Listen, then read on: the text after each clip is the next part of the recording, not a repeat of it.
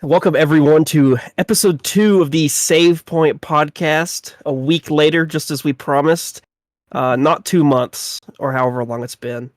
We got a good show. We got a lot of stuff to talk about from this short period of time that since we've last been live. I know Eric had an especially exciting week. How about some of that? Yeah, I'm Eric. I did have an especially exciting week, except I don't know what you're talking about.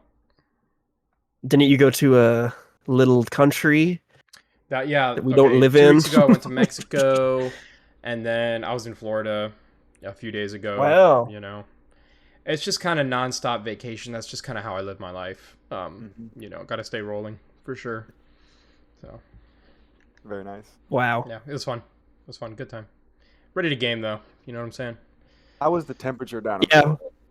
The temperature down in Florida was like as bad as it is here. I think it's worse here actually. Same with Mexico. I think here Really? is worse than both of those places. Yeah. Wow. We have humidity. And Yeah. we're I guess It's without been docking nasty ourselves, here we're definitely more north than Florida than is. Florida for sure. Yeah. But Quite a yeah, bit, even. it has been Yeah. it's been hot as hell. How about you, How Marvin? about you, Marvin? Oh, wow, Sorry. Jinx. You both want to know? Let me think. I had to go to the dentist on Monday. Oh, actually, Tuesday. Wow. I had to get my car fixed on Monday and then go to the dentist. Turns out I have to get 2 root canals. Oh So my I'm god. going next Monday to get my first one. Oh, And that's Do fun. you like not brush your teeth or something? I don't floss. And You're I think that's morphing into like your British, let's say your Pokemon evolution.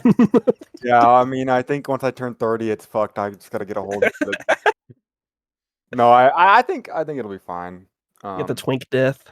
I'm not too worried. But yeah, that's pretty much it. I haven't really been doing much. What about you, Save Point Eli? Thank you, Save Point Marvin. I went to work Ooh. and then I drove home from work. See, And then I drove to clowned work last and went to work again. Okay. Eric was giving a sneak peek. Yeah, I've Yeah. had an exciting few weeks here. A lot to report. Nice. Yeah, it has been, I think, 3 weeks since the podcast, or Oh, wow. maybe a month since we recorded it, but 3 weeks since Maybe. it's Yeah. been uploaded. Yeah. I know we Definitely. intended. Yeah, we don't want the cadence to be. We want to get to weekly, but just life stuff this time of the year, especially Yeah. for me, is particularly busy. Mm-hmm. You like traveling every weekend? Yeah, I mean, that's kind of like I said, that's how I roll. So, I'll start Apparently. pulling some solo pods. yeah, we can do that. That's another thing we've discussed. The whole squad does not need to be here True. for a Well, pod. as you can So see, we don't have Save Point Wise. true. Rest in True. peace. I don't think he'll be here for every pod, but it was nice that he was here for the first one. True. It's a shame he died. I Yeah. think his parents are visiting. His grave. Yeah. R.I.P. Do they send Um, him off on like a boat, like a Viking boat, and then like light it on Probably. fire? We'll do that in Valheim in his honor. yeah.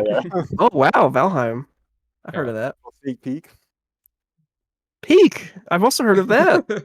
Speaking of peak, I meant to bring this up. Have you guys noticed that our peak video has like re-entered like the Yeah. algorithm or No, it something? has. It's getting more likes. It's crazy.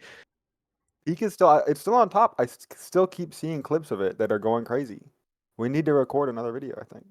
True, yeah, because we played it once and then Yeah. never played it again. I'm down. I'm on every single night gaming, and I like Peek. Wow. Or most Been be nights. gaming. You know, I'm down as Valheim. well. I'm always down for some Not friend brushing his slop teeth. Fridays. No, I guess you don't know. Okay. Yeah, I don't know what that means. I didn't. You don't know what friend slop Fridays is? Oh yeah, I'm down for that for sure. Start releasing video each Friday. We need a new friend slop game. I guess we could do Yeah. peak again. We Which need is to be on which the is fun. breaking, we need to be right there where it's at. We need to start discovering the next big thing. I mean, I agree, but I also say I think it would be good to, or it would just be good to go back and play like Lethal Company and all those games again because I have not played Yeah. the new update. Oh, I agree. That'd be fun. It'd be Asmophobia fun is to one. revisit. We haven't played that in a Yeah. while. We could I get didn't Marvin to play get that at all. Phasmophobia. Yeah. Yeah, That would be a fun video. Mm-hmm. That'd be very fun. a Keep for that fun stuff. slop. Yeah, that was weird. So first thing we're gonna talk about today, is kind of the TVs and movies we've been watching. Things we've been watching, Sure. things we're looking forward to. There's a lot. Yeah, quite a few things. Never ending wave of shows and movies. Content. Yep. Yep. Kind of first on the docket, and something that we all went to see together was Superman. Yes. We should have invited our other friend we went and watched it with to join the pod. True. Yeah. Maybe they He was will a big join fan. us. Yeah. Yes. He was a big fan. I've seen about 80 million Instagram reels about the movie that he's Yeah, liked. I was going. since I we was watched going to it. say the same thing. Am It's I like doing the half of same my thing? reels. Yes, but yeah. What are you guys' thoughts? I mean, we've had some time to digest it. I think. I mean, I sure have. Where are we at You've with seen it twice, haven't you? I've seen it twice. Yeah, I've seen it twice in IMAX 2 times. Wow, both. Wow.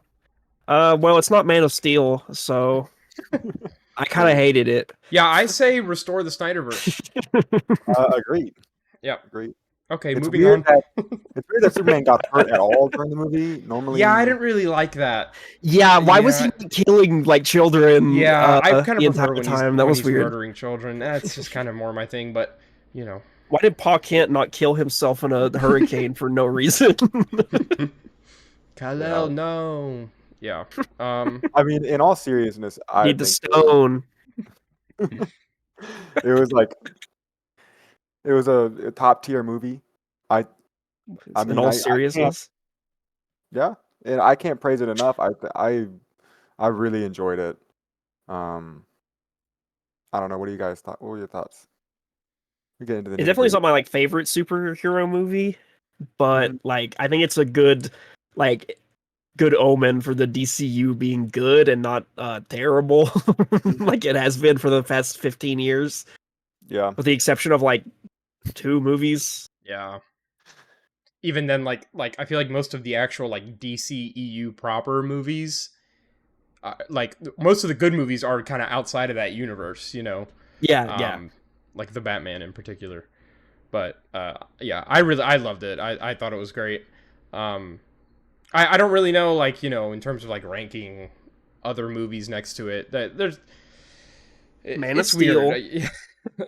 Superman. I think it's I enjoyed you know, everybody said it, but it just kind of throws you in there, you know, you kind of have to figure out as you're going what's going on, and I think it still does a good job of displaying, you know, the important parts of the film, but it doesn't really like hold your hand and give you the backstory. You know, I think it's been said many times, but it's one of my favorite parts of the movie, that it just hits the ground running. And It's I think, nice that we didn't need like setup movies for every single character in the movie. It was just like, oh, these people are just here, and that's yeah, that they don't tie into some like larger.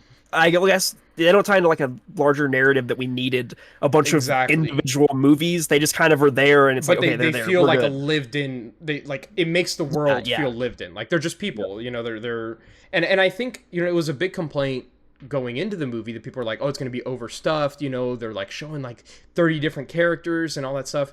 But I mean, the way I think of it is like, in my superhero movies, you're obviously going to have just normal human characters, you know, like civilians or whatever. But I think a lot of superhero movies tend to have like, you know, 1 or 2 heroes, and then the rest are just like people, which is fine. But I think, you know, do like the comics, where even if a hero isn't the main character, they can still just be a character, you know, like they don't have to be the focal point. And I think that this movie does that so well. You know, it's like let's just fill up this cast with other heroes, because we don't like you're saying, they don't need to be saved for an introduction in this weird, like, you know, spin-off movie or this and that. Like, let's just include them as characters. yeah, I think it's smart plays because I think if you introduce them as characters first in the superhero or Superman movie, and people are like, "Whoa, hold up! You know, Mr. Fantastic is amazing. The actor was great. Writing was great. Really funny." Then you can Not his name. Mr. Terrific. Yeah. Then you can go. Pedro Pascal was great in Superman. Brilliant. Skips, man. But I mean, you can spin off the shows afterwards because people are like, "Oh, we like this character. We want to see more of him." Yeah. And you don't have to worry about them flopping or whatnot. Mm-hmm. Yeah. No, I thought it was great. I thought it was the action was great, characters were great, story was great. I think I I don't know. That's the thing. It's like, again, people were saying like, oh, it's very like the pacing's weird, the pacing's off, but I feel like the whole time I was watching it, I was in it.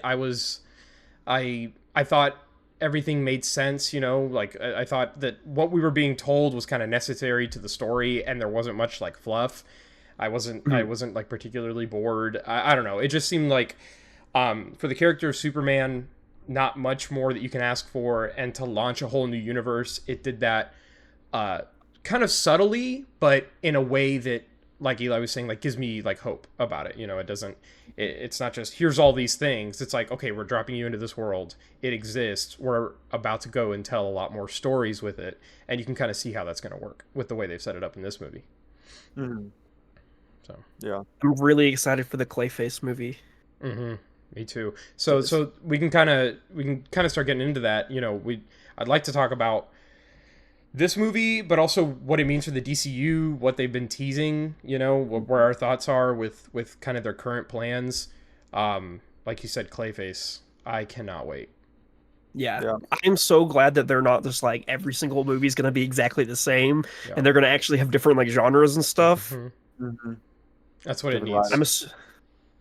I'm assuming you've never seen the Clayface episode of Batman the Animated Series. I have not. Or if I did, it was when I was little. I don't remember. Yeah. It's so good. Yeah. Well, they've said like that like was a two-parter. Oh, gotcha. He said that was like a direct inspiration for the script, so yeah, I think it's gonna be pretty much an adaptation, I guess. But yeah, R-rated, like body horror. Mm-hmm. Like I'm not pitting it against Marvel in like a Marvel bad way, but as a cool distinction of like the way they're doing things differently. It's like like you said, I'm just so glad that they're gonna shake things up. Yeah, I'm excited for Clayface. Eli, you never finished Peacemaker, right? No, yeah, I watched as much as we did back a while ago. Yeah. But so probably like all but like the last like 2 episodes or something. Yeah, I for me, Peacemaker, I think it's decent to good. I would say, like obviously it's that James Gunn humor. Yeah, unleashed, I can see like really liking it if you like that humor. Yeah. And I would say the things I really like about it, because like, and I've explained this before, but like his humor is hit and miss for me in the way of like when it hits, like I'm dying, like especially like his like almost like physical humor or like situational humor, like that's all great. It's just some of the jokes don't always land. And Peacemaker is a lot of jokes. So it's kind of like there's still plenty of like, things that had me dying, but it's mostly just kind of like, oh, that was funny, I guess, or oh, that was kind of weird, writing wise. But undeniably, like the story I thought was really good, and what it does with the scope of a show that I feel like other shows don't really do as well, like in terms of the CGI and all the characters, the set design and all that stuff. It feels like they picked a scale that was sustainable for a show, and they weren't like, let's try to make some, I don't know, I can't even think of an example, but like some crazy space show, that like it ends up looking half baked because it's hard to spread out that many effects and stuff over a 10 episode season, right? Mm-hmm. But the Peacemaker concentrates it so well that when there is these big like event episodes, they look great, they play great, they the writing's really well done for them, and it just makes it feel a lot more impactful, I guess. So I'm excited for season 2. I'm excited to see where it where it kind of teases more DCU stuff. They've spoken a lot about how there's going to be a lot of Superman characters in it. Nice. So I'm We've excited seen about some that. of them Yeah, too. we've seen some of them. We've seen some of them that I didn't really expect, but I'm very excited for. Like, do you guys know? For those that have seen Superman, it's not a spoiler, but um, in as part of Lex's team, that guy with like the mustache, the big mustache. Yes. And the big glasses. Yeah, Yes. yeah. That Yeah, guy, yeah, yeah, yeah. One of the other guys, the bigger guy that's kind of like kind of the head of the thing, like they're both in the show. Yeah, Um, yeah, yeah. Mm, They kind of were central of his team, and yeah, they yeah. showed up And a they were decent amount. hilarious. Like they were great in the movie, you know. Mhm. And so I'm glad that even characters like that are still being like brought forward, and they feel unique without having like, oh yeah, I can, you know, fart toxic gas, so that's why I'm still part of this universe. It's just like, no, he was just like a funny, unique, cool character that doesn't have to be the focal point of anything. But yeah, Mhm. let's see what they can do. I'm excited, man. I need to finish season 1 so I can watch the second one when it comes up.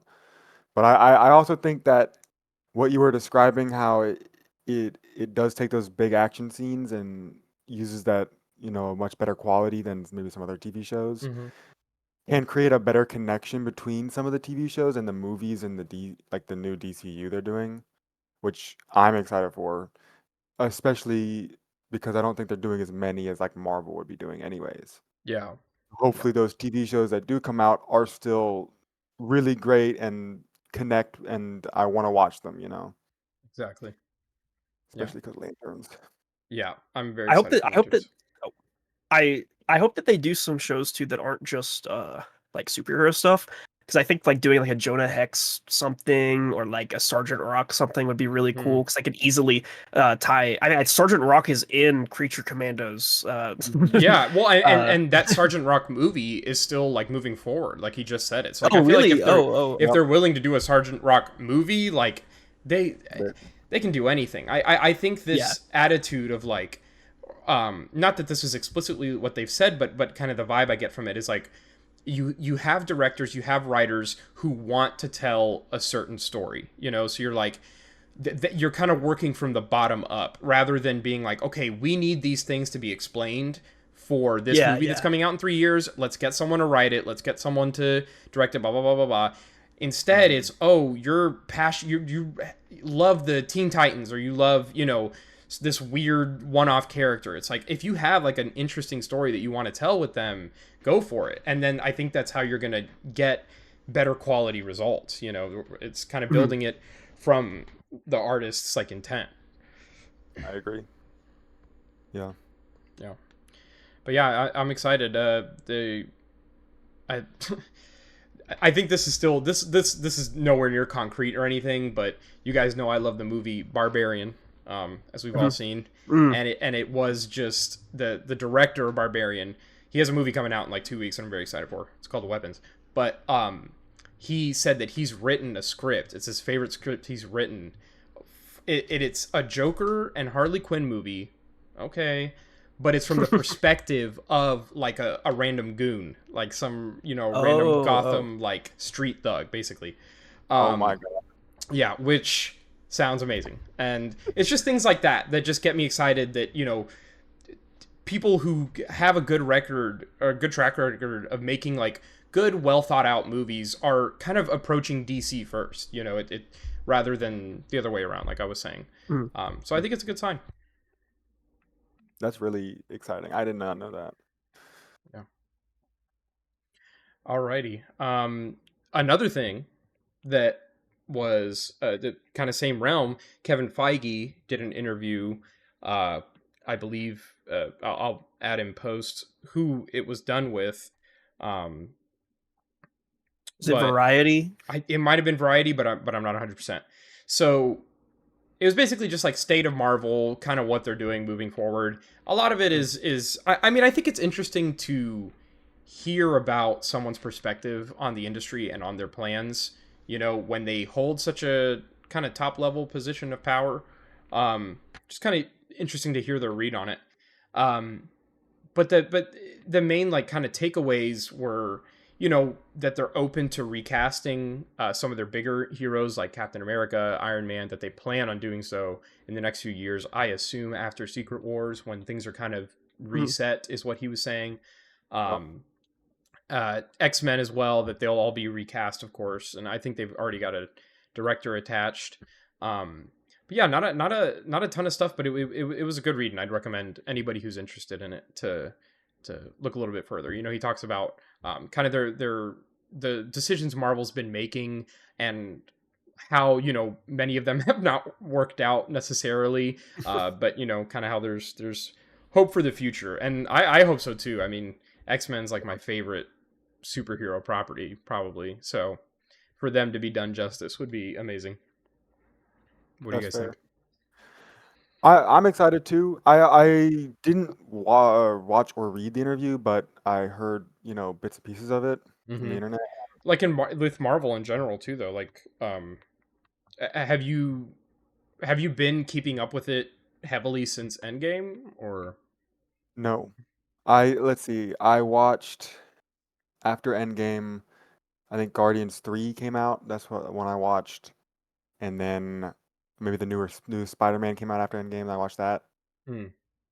And I think that's it. Like I don't know if I watched anything else. Yeah. And so I am excited for this kind of turning point, especially with that Secret Wars movie hopefully being a universe reset or whatever it may be. Yeah, I mean I they've heard all but confirmed it's going to be like at least like a convergence of all this multiverse stuff. yes. Um, so I hope it's a fun movie and then they do a good job rebooting it yeah. because I do think they need to. But they were saying hopeful things. I heard bits and pieces like they're gonna do less TV shows, I think, and focus more on like I don't know, because they were describing the difference in success between Thunderbolts and Superman, Hmm. and obviously Superman's like household name, beginning of the DC that's a big part of it, but also Thunderbolts was a good movie apparently Hmm. critically, Hmm. but like no one went to see it because no one knows the characters. Yeah. But that's the thing. It's like Superman. We didn't know Mr. Terrific. We didn't know Guy Gardner. But it's that feeling of not You having didn't. your homework done. Yeah. You know what I meant, Eli. Yeah. Yeah. Like if I knew there was a Guy Gardner TV show that had lore before the movie, I would have felt like I had to watch it to really understand the Yeah. movie, and then I might Yeah. not have seen the movie. Yeah. No, and for Thunderbolts, like I'm not familiar really with any of those characters, like Bucky, I guess, Yeah. but it was intimidating even for me because I'm like I assume I can still watch it, but I just know that there's been like at least a movie that each of those characters have been in, um, for most of them, I In a think, show. and then like multiple shows, that they've kind of like gone in and out of and been a part of. So it on one hand, it's like DC's going to be doing that, because they're going to have shows and they're going to have people in multiple projects.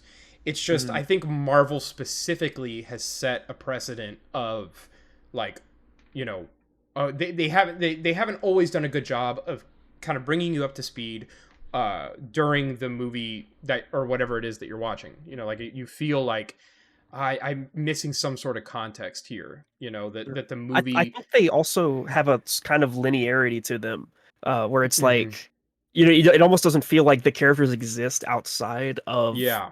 the projects they're in, because it's Hmm. like, what does Iron Man do between all that stuff? Which I think with Yeah. like the DCU stuff, them just being like, oh yeah, these guys are just here. Like you can just be Yeah. like, oh yeah, here's just this Yeah. other guy that's just been here, and we don't need to like know all the stuff he's been doing Hmm. for his entire existence. Yeah.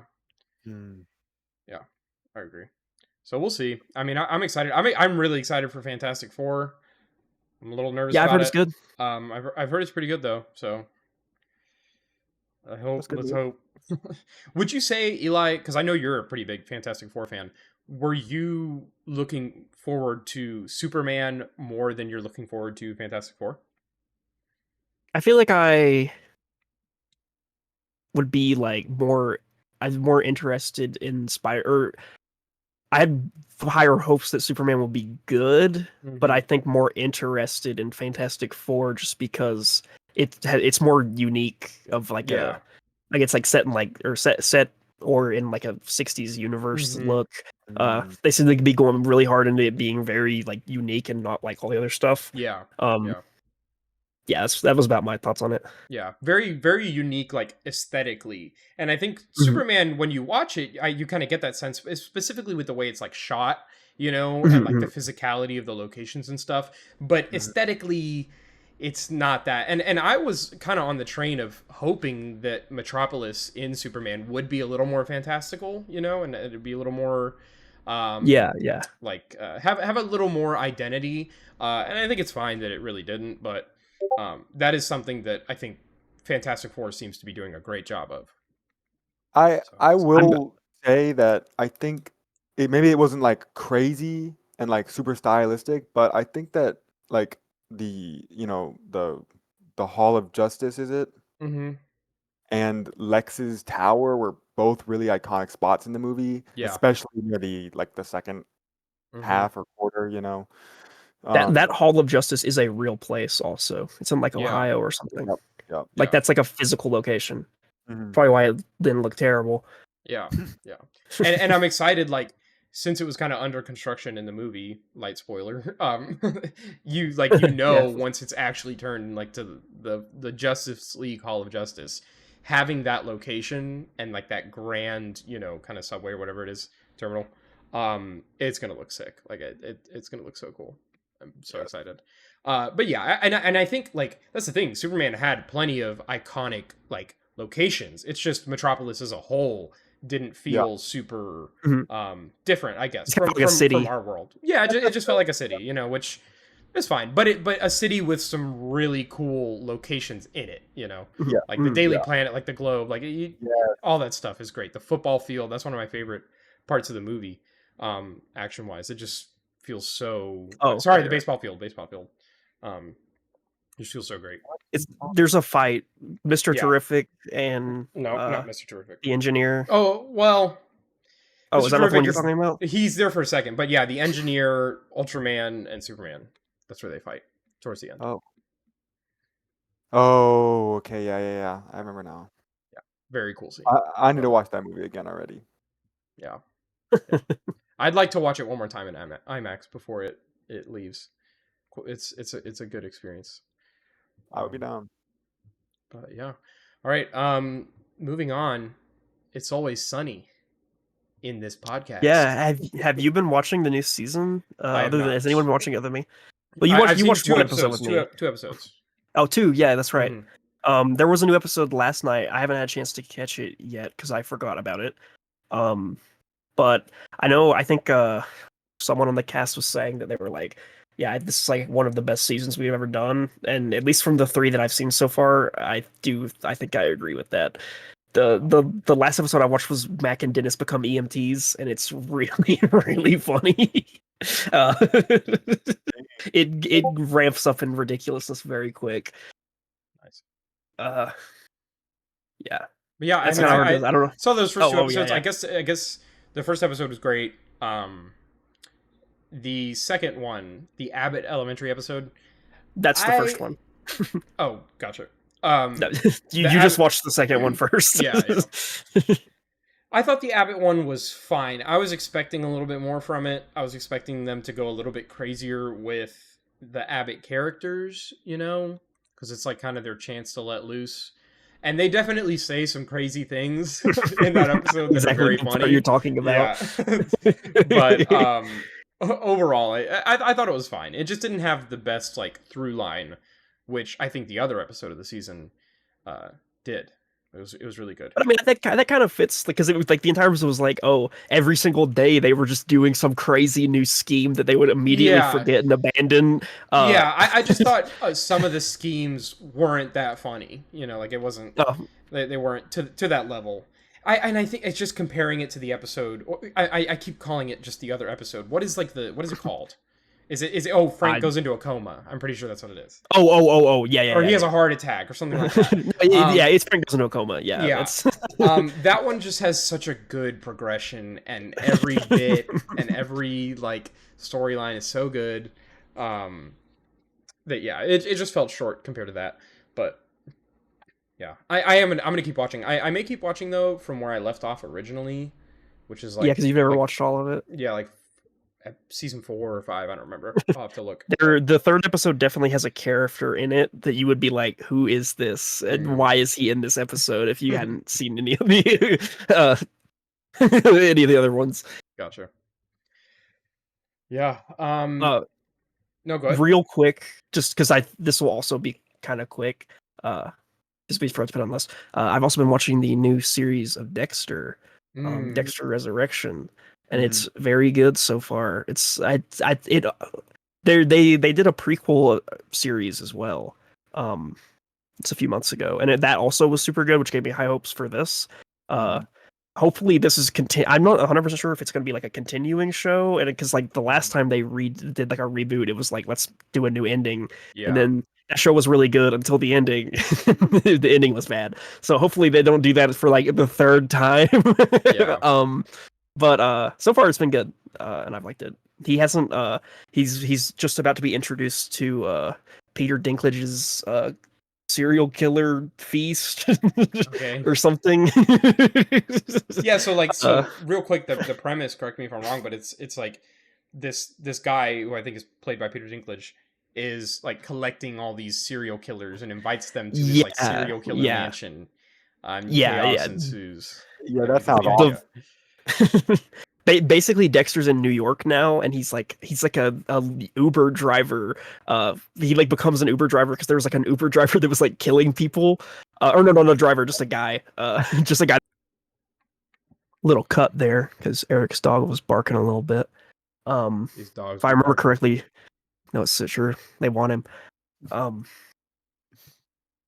If I remember correctly, we were talking about Dexter, and how Peter Dinklage. Basically, Dexter works as an Uber in New York City, and he uses that to kill a guy that's killing Uber drivers. And when he does that, he finds an invitation to this like serial killer dinner thing. And then also like just it's like 3 or 4 episodes in, they've kind of been showing like the person that works for Peter Dinklage, like giving the guy the invitation and like finding and like doing stuff with other serial killers. So yeah, I'm excited to see how it goes. There's a lot of big name people that are playing serial killers. Or like that Peter Dinklage has recruited. I really hope that Dexter just kills all of them at the end of the season. I think that'd be really funny. And it's probably what will happen if I had to guess.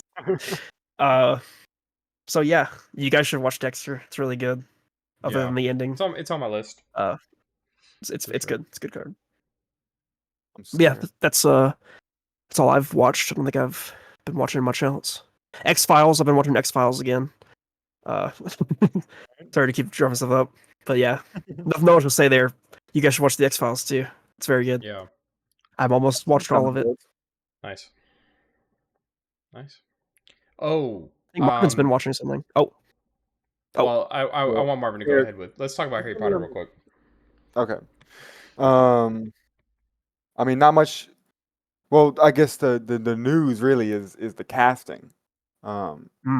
Also, just updates in general. There's also a couple set photos that have been released. So, I just kind of wanted to talk about that real quick. My thoughts on it.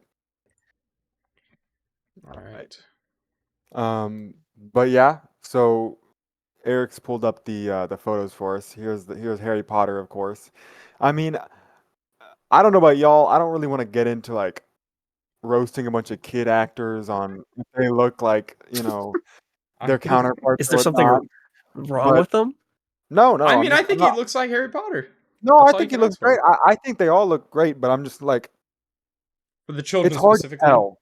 Yeah, because they're just still children. I mean, they're gonna grow up and probably look a lot different. So their entire lives will be shaped by this journey they're about to go on. True. That they could definitely consent to. Hopefully, it's not held against them to be participating in.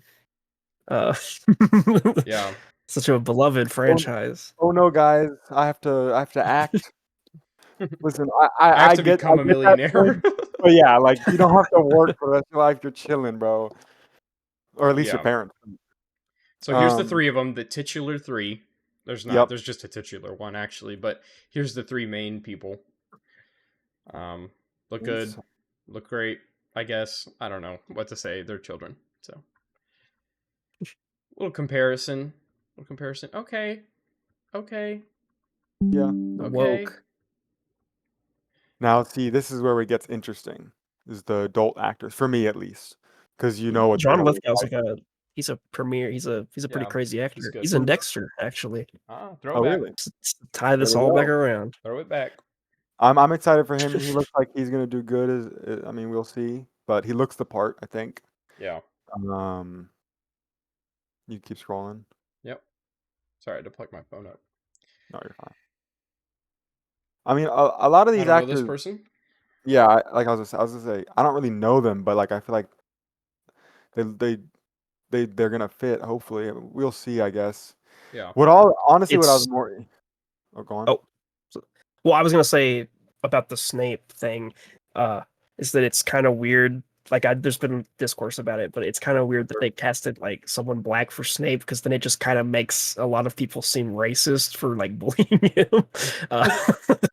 Yeah, Which I is see what you're saying. I mean, hopefully, though, what would be nice is if they just made the show so that there's a lot more minority people, like a wizarding school would likely have, like, in and then I Britain think it would be though. less weird. Well, but the thing is, since there's only like what 7 of them in like the whole Harry Potter world, is that right, Marvin, or is there a lot more schools like wizarding schools? I think there's a lot more. I don't Okay. know. I actually, if there is a number, it's not in the books. It might be in like Fantastic.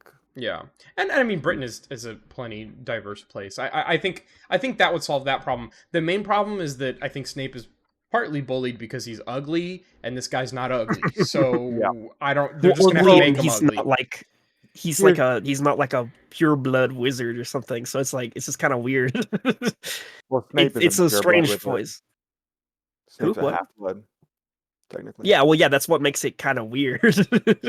Well, That's but like part like it just kind of Right. makes like Harry's dad seem like he's like racist. by Oh, caught by I by see. having like the half blood character be black. Yeah, I see what you're saying. Yeah, yeah. Okay, I get that, but I will say the points in the show or in the books where you like you interact with Snape and versus James and like that bullying is like 5 books in. So I think at that point people are gonna be like accustomed to if there Mhm. are different races playing different races than in the books. They're gonna be looking past that at that point, you know, because it's like book 5, so Yeah. that's gonna be like in 10 It's been years. so long And since I read them. honestly, I feel like if you're reading into it that much, like I don't know, go outside. Yeah, It's fine. it doesn't They really they matter. just got a who's probably a good actor if they're casting him as. I mean, to follow up Alan Rickman's performance, like you have to know what you're doing, right? In Yes. casting someone, so yeah, No, I believe in them. This guy, I mean, I think he's gonna do great. yeah, yeah. Is he Um, really big? he's a pretty big guy.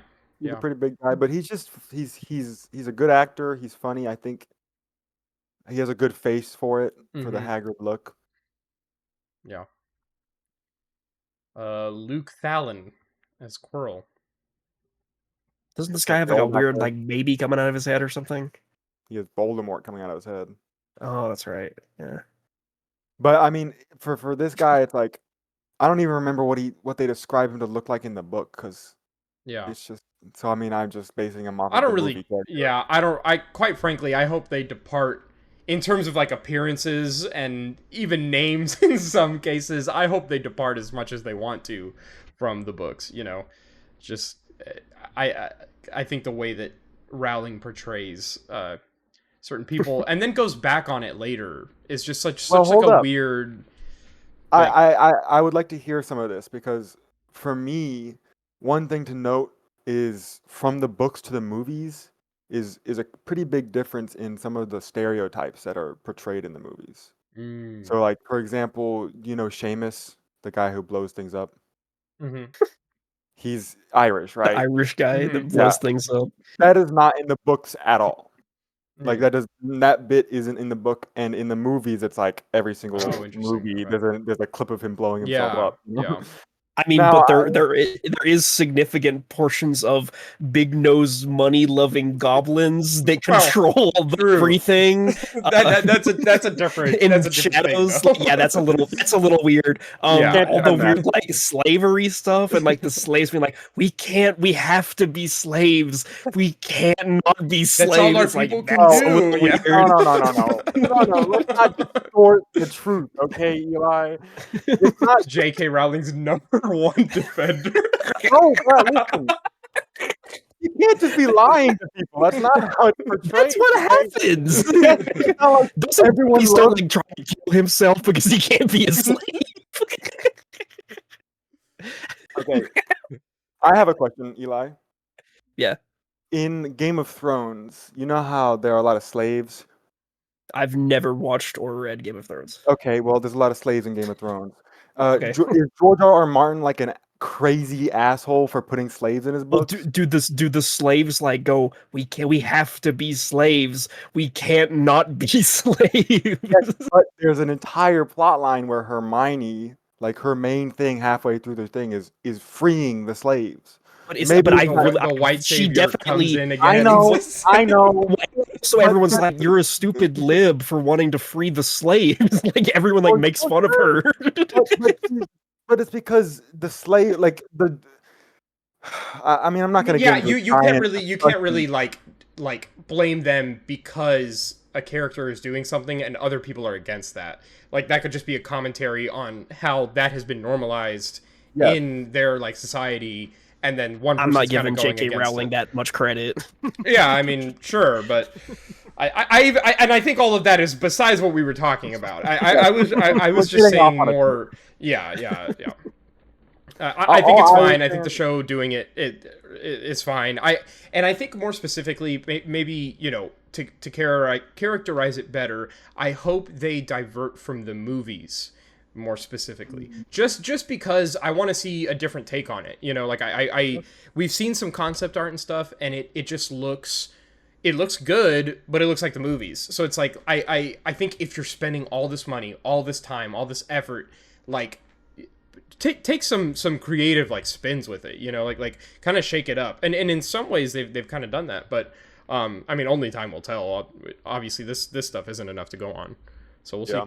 I I will always prefer having adaptations of books be shows than movies Yeah, because having like 2 hours to do like a 15,000 page book is yeah. just like not possible. Yeah, Uh, I think they're definitely going to get a lot more of the books missing content than the movies did, and I hope they rely on that. So, like, maybe some of mm, the stuff that was touched on a lot in the movies, they kind of just maybe not skip it, but they just briefly touch on it, and then they dive into the second storylines that are in the books more often or something. mm, yeah, Another interesting thing is they're planning on leaning into the '90s era for the show. oh, that's interesting. So a lot of like the like Muggle scenes in like hmm, London and such are gonna be like '90s people in '90s outfits and all that, which is interesting. That's how it is in the books, but yeah. I mean I'm interested to see that. I think they might do a turn it up a little bit in the show because you can see it and like it's really apparent that it's the '90s, where in the books you're like you're at That's just Hogwarts what the it whole time. is. Yeah, yeah. You can't really tell. When did the first movie come out though? Was it like really early 2000s? I think so. And I Okay. think that the movies kind of were like they didn't set a time period, but it was pretty much just like around when they released was the time period that they were setting. Yeah. So this is So taking it back more specifically 90s kind of vibe. yeah, which is Yeah. good. I think a lot of people were, or not a lot of people. I don't know, not driving the The crazy. fans were outcrying for the No, 90s no. representation. There was some people saying like it just doesn't make as much sense it being in the modern time because it's kind of hard to keep the wizarding world a secret with Yeah. social media being so prevalent. Mm, So there's that, but it's not that big of a deal. yeah. Okay. Yeah, we can scroll through some more of these. I just don't really know these actors, so it's kind of hard to for me Yeah. personally to comment. Oh, I didn't know Ooh, they another cast this guy. Oh, what happened? just in general, I guess specifically with Molly is in the books, the adult actors, so James, Lily, Sirius, Lupin, they're all a lot older than they are in the books. And so in the show, I think they're gonna try and bring their age down to like what they're supposed to technically be, which is kind of like pretty young adults. Mm. So that'll Gotcha. be interesting. We'll Okay. see.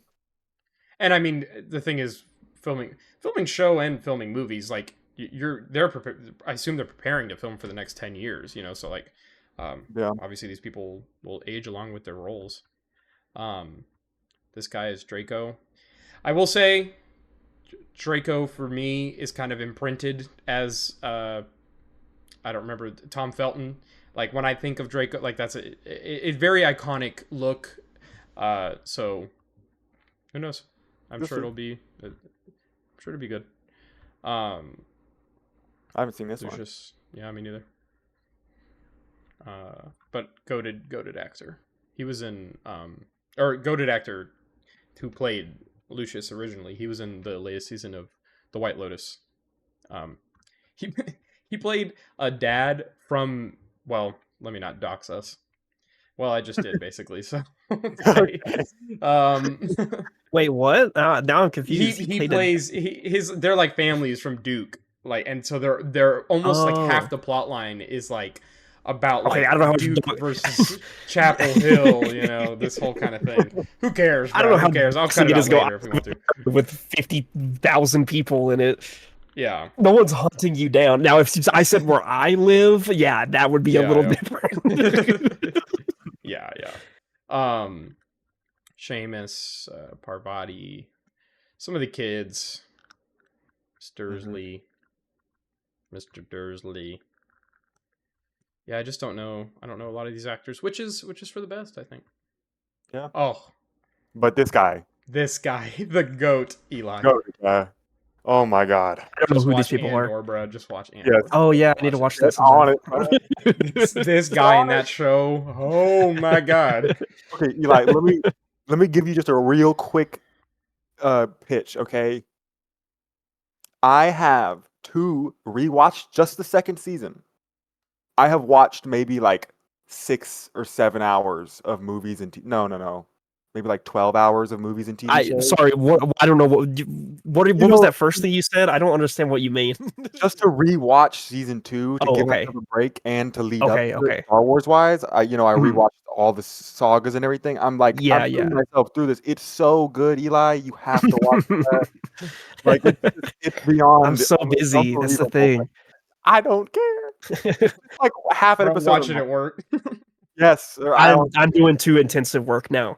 They were like, you're such a good worker. We're gonna teach you the thing that only 2 other people know how to do, and you actually have to use your brain when you're doing it. Well, yeah, could be worse.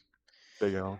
Alrighty, well that's Harry Potter. I'm excited. I am mainly excited because Mark Mylod, who is, I believe, either lead writer or creator of Succession, is directing and writing for the show. So Succession's my favorite show of all time. That gives me hope. That's what's that's what's bringing it home for me. So we'll see. Controversy noted. Fuck J.K. Rowling. I think we can all agree on that one. Yeah. Fuck J.K. Yeah.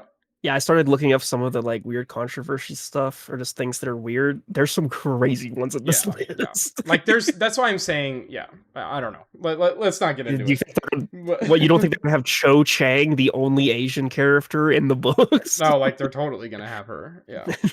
Or Kingsley Shacklebolt, one of the only black professors in the persons, yeah.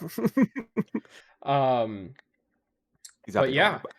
Moving on to the game zone. We've been doing a lot of gaming this week. We have been doing a lot of gaming. Number 1 on the docket. I know everybody's here for it. I'm here for it. I've been waiting. DK Donkey Kong Bonanza. I've been. It is a shame we did not. It's a shame we have not done our draft. Because this would have been a crazy take. Yeah. Coming soon, guys. Hopefully. Coming soon. Watch out. Fantasy Critic, SavePoint, Draft, or betting auction, whatever it's called. Donkey Kong Bonanza. I still, because I was finishing up a game that we will talk about later, I have still not gotten very far. So I'm maybe on the second world. I don't even know. I don't think. The Meadow? I don't even remember. I think I may have stopped right before I went down into it. Oh. Yeah, but I have. Or maybe that's the second world. Odd Rock is no longer Odd Rock. I'll say that.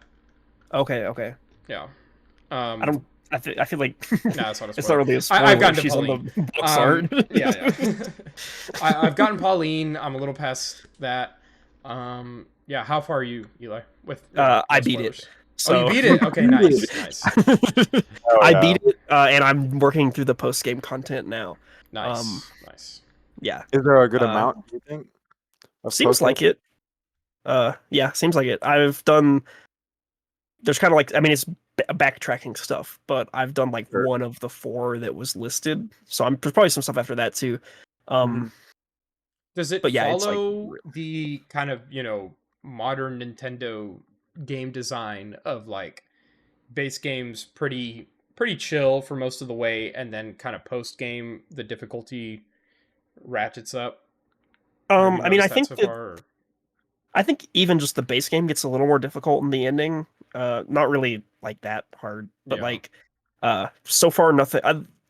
The post game stuff that I've been doing has been kind of challenge levels. And they definitely were more challenging, but they weren't like hard. Gotcha. But even still, I don't think this game's really like meant to be that challenging game. It's just it's like a huge collectathon. Yeah. Mm-hmm.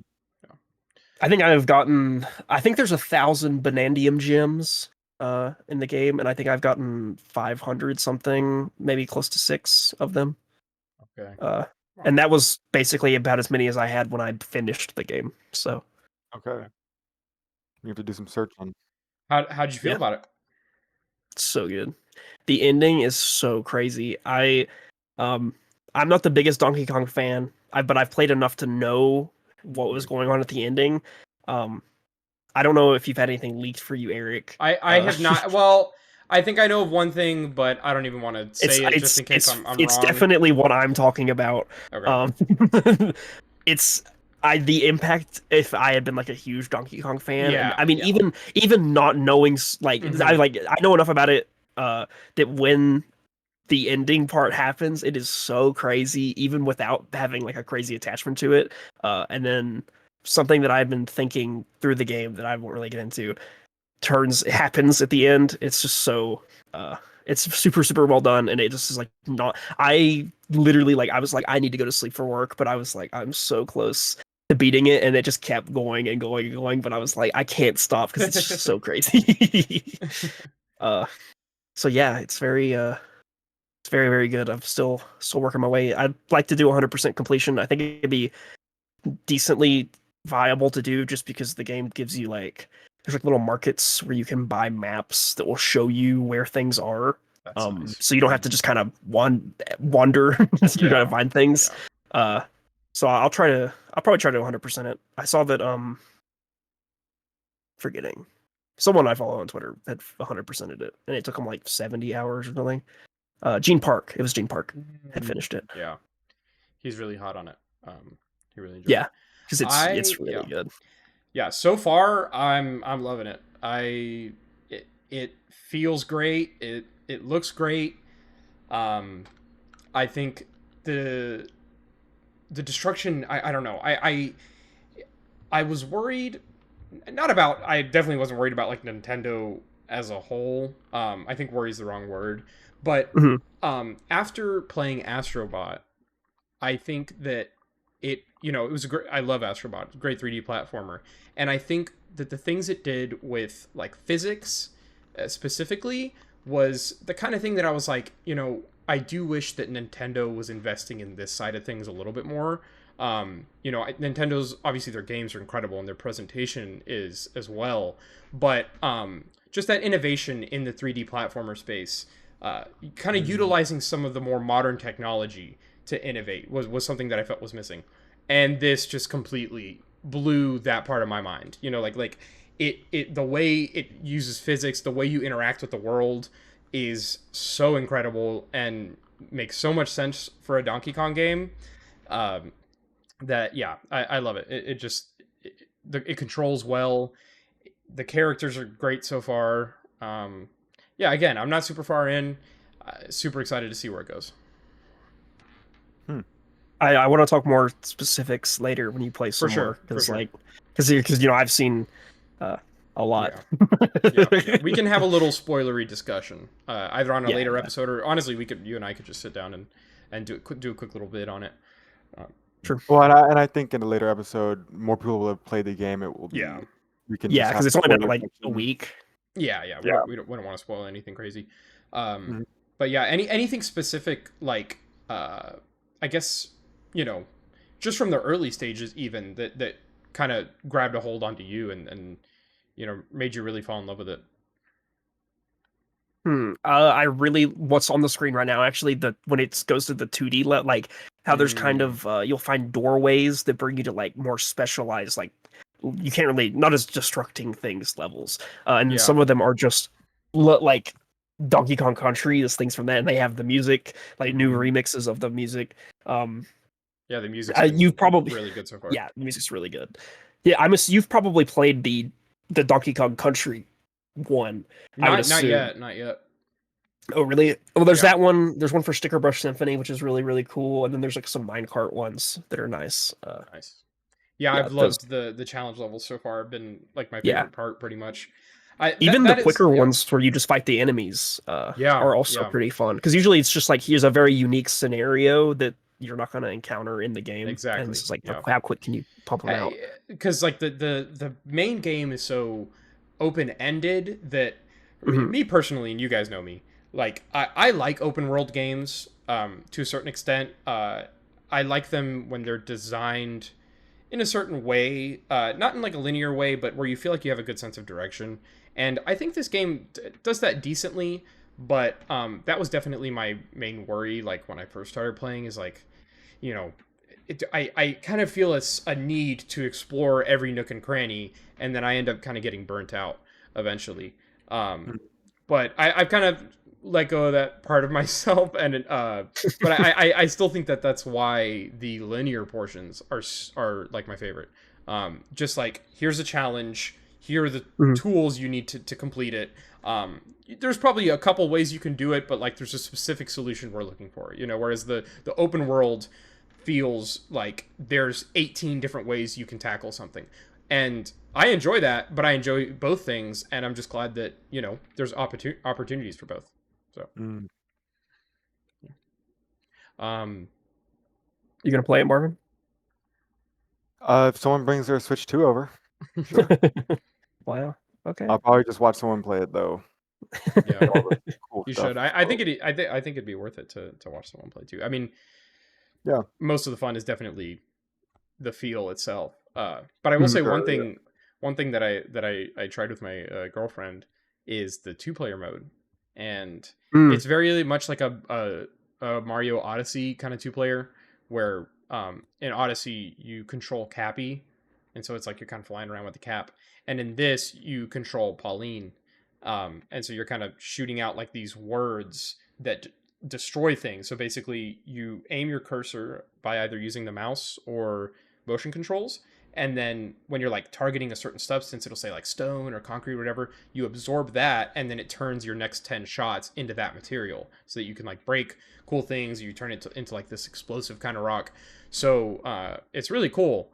I will say though, it's completely overpowered and makes the game nearly It breaks trivial. the game Like, even. yeah. I don't know if you saw like the that beginning part where you have to like free the water and that like first layer. Yes, yeah. You can use the explosives that Pauline has just to Mhm. shoot those, and then you Yeah. just you don't even have to do any of the challenges. You're walking around with like a ballistic missile launcher on your back at all times, basically, and it's ridiculous. So it's not like I definitely don't intend on that being the main way I play, but as just like a fun little, let's run around and collect some stuff. It's a cool addition. I'm glad it's in there for sure. Have you tried DK Artist? Not yet. Either have I. There's always these little rock guys that are like, "You look pretty artistic. Would you like to try DK Artist?" Pause the game and go to the menu, and I'm like, I might do it eventually, but I'm kind of liking this. Yeah. Yeah. Fair enough. Yeah. All right. Anything else to say on Donkey Kong's front? Plenty, but you haven't played it. You haven't finished it yet, so Fair. But yeah, vibes are good. I'm excited to keep going. It's been a good time so nice. far. Alrighty, moving on. We're going to talk about a little game called Valheim. Mm-hmm. Now, Marvin and I, Eli hasn't jumped in because he's kind of lame, have been playing True. with SavePoint Wise primarily and some other friends on a Valheim server. I've kind of dipped in and out of Valheim over the past 4 or 5 years. We'll kind of similar to Minecraft. It kind of hits you and you'll play for a few weeks. Yeah. With your friends on a world. For those who don't know, I guess Valheim is a open world survival game, Yeah. multiplayer Mm-hmm. co-op. Yep. And It's very fun. it is very fun. This time we actually we set up a dedicated server, which we haven't done before, which has made it quite a bit easier, for people to play at different times. And yeah, I just kind of, I love Valheim. It's my favorite survival game. I think it's the best survival game, pretty much, bar none. I Yeah, mean, obviously, Minecraft holds a special place in my heart, but any day of the week, any time of the year, you go to me and you're like, okay, we're gonna play a survival game. What do you want it to be? It's Valheim. Like at this point in my life, I think there's so I much agree. that I still haven't done.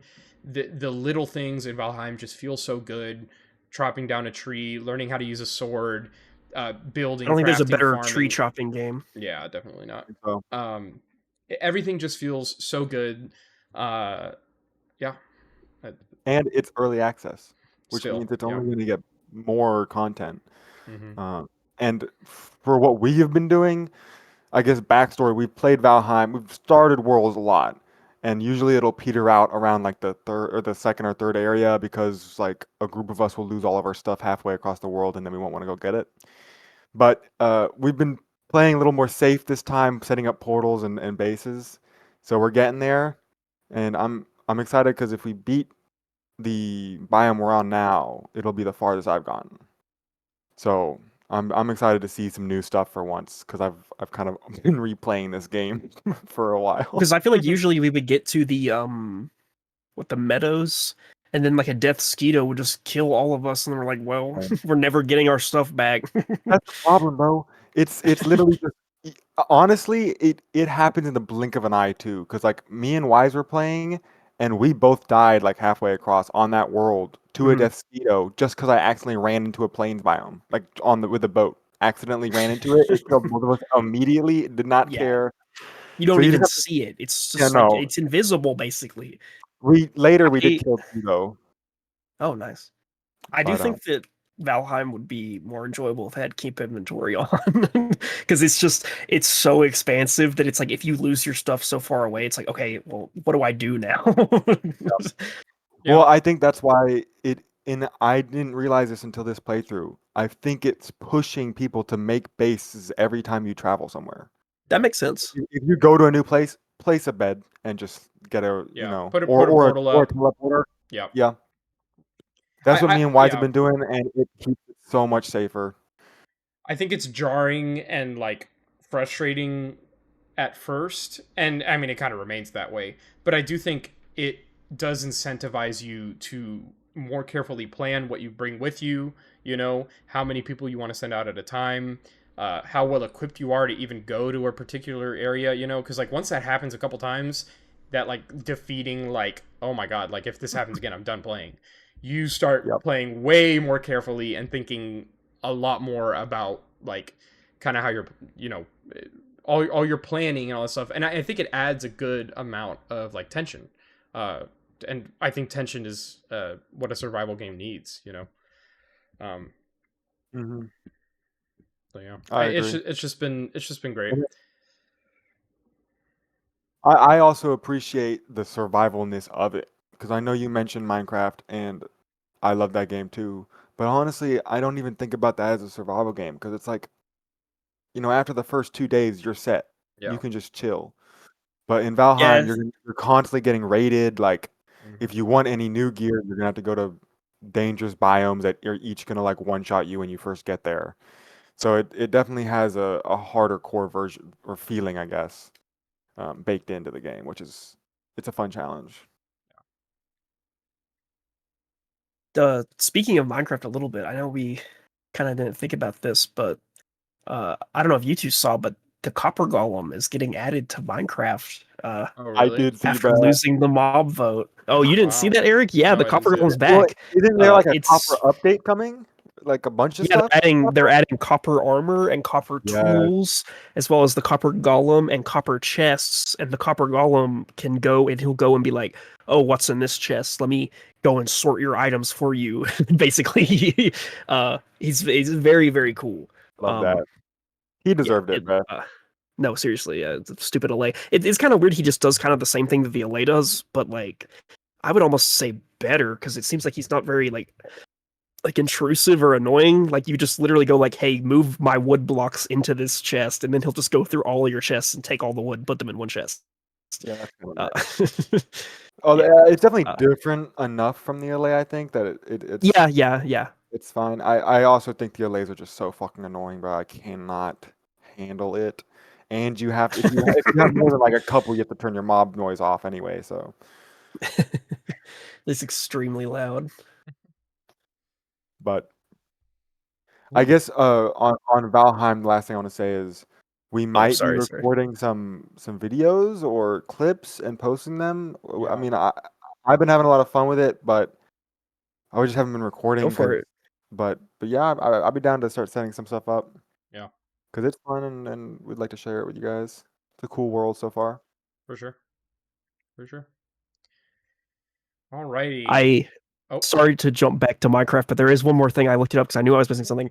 They added shelves as well, so you can make Ooh, shelf blocks to put on that's your cool. walls and then put items into them. yes. I'll send an image really quick just so you guys can see it. Oh, wrong chat.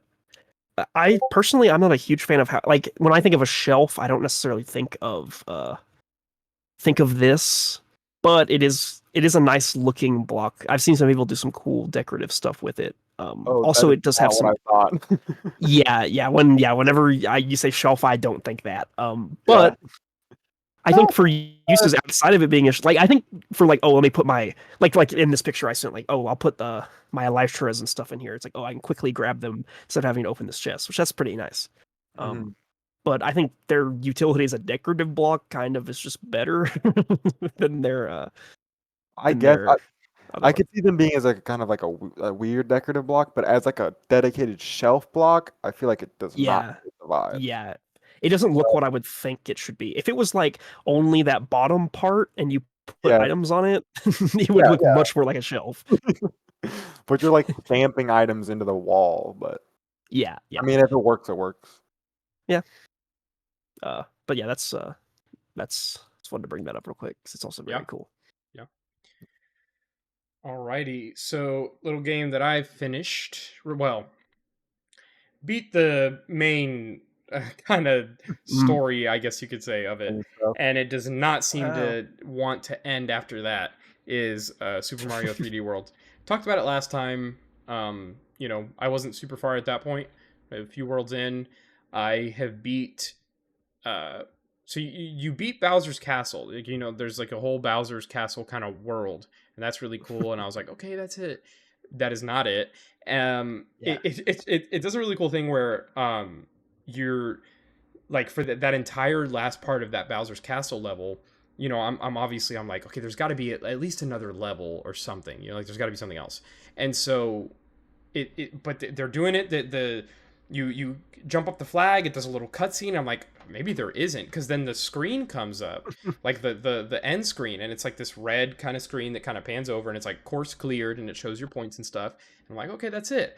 And then you see the red screen start getting like pulled to the side, like, wait a second, my Bowser's hand, and then that's Oh, what leads to a whole other world that is The like, Bowser Carnival yeah, world. the Bowser's Yeah, Carnival world. yeah. That's even bigger than the Bowser's Castle world, and it's got this And really it's cool really aesthetic. cool. Yeah, yeah. great levels. And so I beat that, and then Did you like Meowser? yes, that was a cool. It was a cool last level. Um, then you finish that. You kind of beat the game. That's where you get like the cutscene and stuff, and then it's just bonus worlds. Like the first bonus world had some cool challenging levels, and I was like, okay, this is gonna be it. I must be getting to Champions Road. No, there's a whole other world that's like literally like 3 times as big as the last one. So I assume that one's the last one, but I don't know, and I haven't started on There's that another yet. one. There's the mushroom. There's mushroom world, and then there's Fireflower world, and then there's Star World.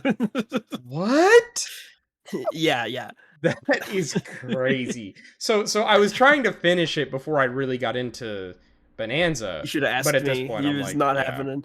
yeah. But at this point, it'll just be, honestly, I think it'll be nice to just have a Mario game that I haven't beat yet that I can keep going back to, Yeah. So And you've it'll officially be good. beaten it. You're just doing extra fun stuff, Exactly, yeah. which is probably Um, all really good. yeah, yeah. Like I want to do Champions on Road, and I Wii U. still haven't done Bowser's Fury, which is like the whole expansion, Yeah, like extra Bowser's area. Fury is So really fun. super excited to do all that. But yeah, Mhm. overall, I mean, I thought it was great. It's what else can be said about a 3D Mario platformer? Just brimming with creativity. I think the Switch 2 update, I don't know how good it looked before, but it looks on par with, I don't know if it got an current. update. It did. It got like a resolution update Really? and stuff. Oh, Yeah. wow. I think I should go beat it like a 5th time. Yeah, you should. But yeah, not too much to say. Just great game. I'm kind of bummed it took me this long to play it, but I'm glad I did. Yeah. Alrighty. So I think Fair we're going enough. to talk real quick about the Cyberpunk update 2.3. Yeah. Cyberpunk 2.3. We talked about this last podcast as well, hyping it up a little bit. But it wasn't. I mean, so it came out and it pretty much just added 4 new vehicles, I believe. Quests to get them. New customization for other vehicles in the game. New photo mode ads like you can see right now. There's a bunch of new edits to photo mode. I've never used it, but cool for some people. It wasn't as big as a lot of people were thinking or saying. I think that's because they mentioned they wanted to have the same scale as 2.2, Yeah. and 2.2 had like actual quests, like a bunch of Easter eggs as well. Like they did a bunch of stuff in 2.2, and it was just Gotcha. A high But bar. yeah, it was a high bar. Personally, I really am enjoying it because I already had every car in the game, and that's like my favorite thing to do in that game is drive around. So 4 more cars, that's great, and 3 of them are weaponized, or I think 2 of them are weaponized. So the first weaponized truck and the first weaponized supercar, which is awesome. The truck is like if you want to do a 5-star police chase, do that truck. It's absolutely insane. Um, but yeah, the vehicles are cool. Honestly, the quests are really cool. There was a really interesting premise for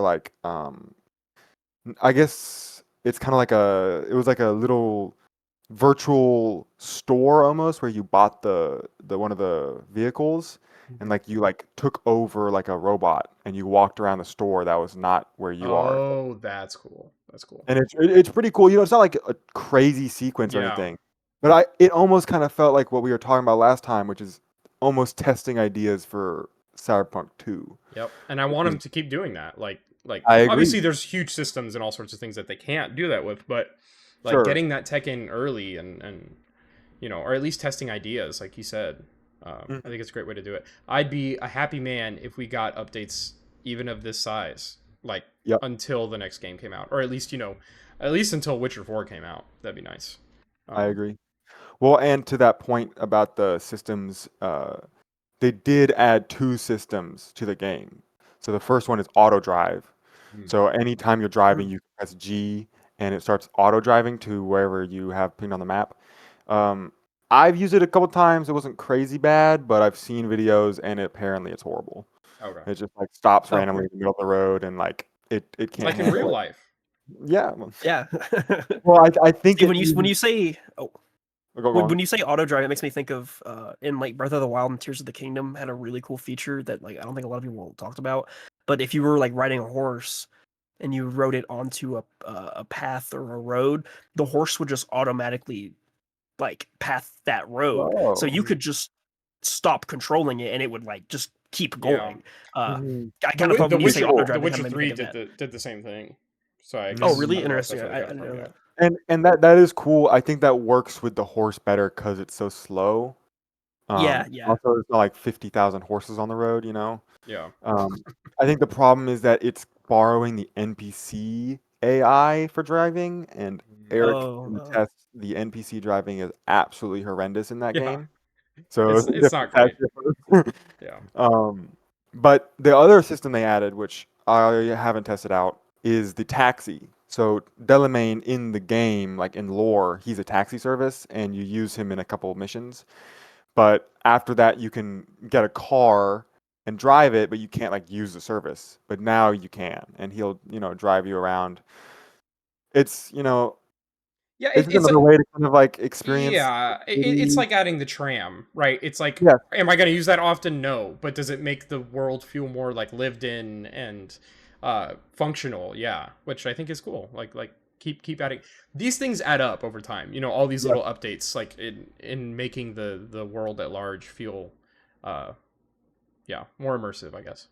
hmm And all these, like you're saying, these like, it feels like they're components and they're not like connected right now because they're coming out separately. Yeah. But the tram, like I said, I've used it a couple times, nothing crazy. But if they were to use that as a base, a building block for the next game, and they have a whole crazy Hmm. tram system, if the game maybe is bigger and it needs that instead of a fast Yeah. travel, I think And that'd I be really think especially like if you could actually play the game still while like it wasn't just a cutscene, cool. Oh, like you get yeah, on the tram and there's things like you have that free what I will. think would be like the best evolution of that. But I will say if they are going to keep doing updates like this, I would like because like the focus on cars has been fine, especially because I didn't think that they were going to keep updating the game at all. So it's like, hey, Sure. I'll take something. But it would be cool to get like a few more guns here and there, or Mm, maybe some systems that aren't directly related to transportation, because that's what it's. I mean, 90% of what it's been. And like you, Marvin, I don't really use photo mode, so it's pretty much just the car stuff. But yeah, not really a complaint, just kind of it would be nice that's fair. to get some other things I added. I also think that there were a couple other missed opportunities for like, because they might keep doing updates, but this might be the last bigger update. Mm-hmm. It might be like just really small things from now on. Yeah. And some people were really hoping this one would be like a lovers DLC almost, Mm. where we might get another storyline because or sorry, not this one specifically, but we would get one Yeah. Yeah. because of that leak that happened a while back, Oh, where like really? or not a leak, sorry, there's a LinkedIn job posting Mm. for like a voice actor or game designer for DLC content for Cyberpunk, and it mentions like having to look at old voice lines, and so a lot of people are like, oh, maybe they're gonna do some new like voice line character stuff, Mhm. but I think some people are saying it's just the text logs in this update that Gotcha. I'm referring to, so it's probably nothing Yeah, I crazy. mean, there's precedent for it though. Like when they added, after Phantom Liberty is when they added those. Was like I really want to stay at your house quests that are True. basically just like you can invite your companion or not companion, but you can invite like whoever your romantic interest is over to your The apartment and like Gooner you game, guys bro. can, huh? Gooner game, bro. You actually can't fuck. I've Can you tried multiple not? times. Like That's weird. complete excellence. So what is it, Eli? Should it be a Gooner game or should it not be a Gooner game? Yeah, What's the you want verdict? I mean, you can't have both. it just already was. Why is there? Um, Okay, no. I'm sorry. Why is there that level of character customization if you can't? well, That's crazy. Well, you I can mean, have, you can have sex in the game as a yeah, whole, it's like but you scripted can't though. make It's not like you can't yeah. just do it Okay. at will. But it's because Oh, like you you can don't. actually. You can. Oh, with like yeah, with like prostitutes and stuff. Yeah, yeah, you can. Actually, Um, they're toy toys. So this isn't a Gooner game. Is this what I'm being told? I mean, like I definitely would not call it a Gooner game. It is a game that has like sex and stuff in it. So if That's, that's like too much, then sure. But um, yeah, no, I Marvin wouldn't go is there. not defending the case very hey, listen, I'm just being accurate, okay?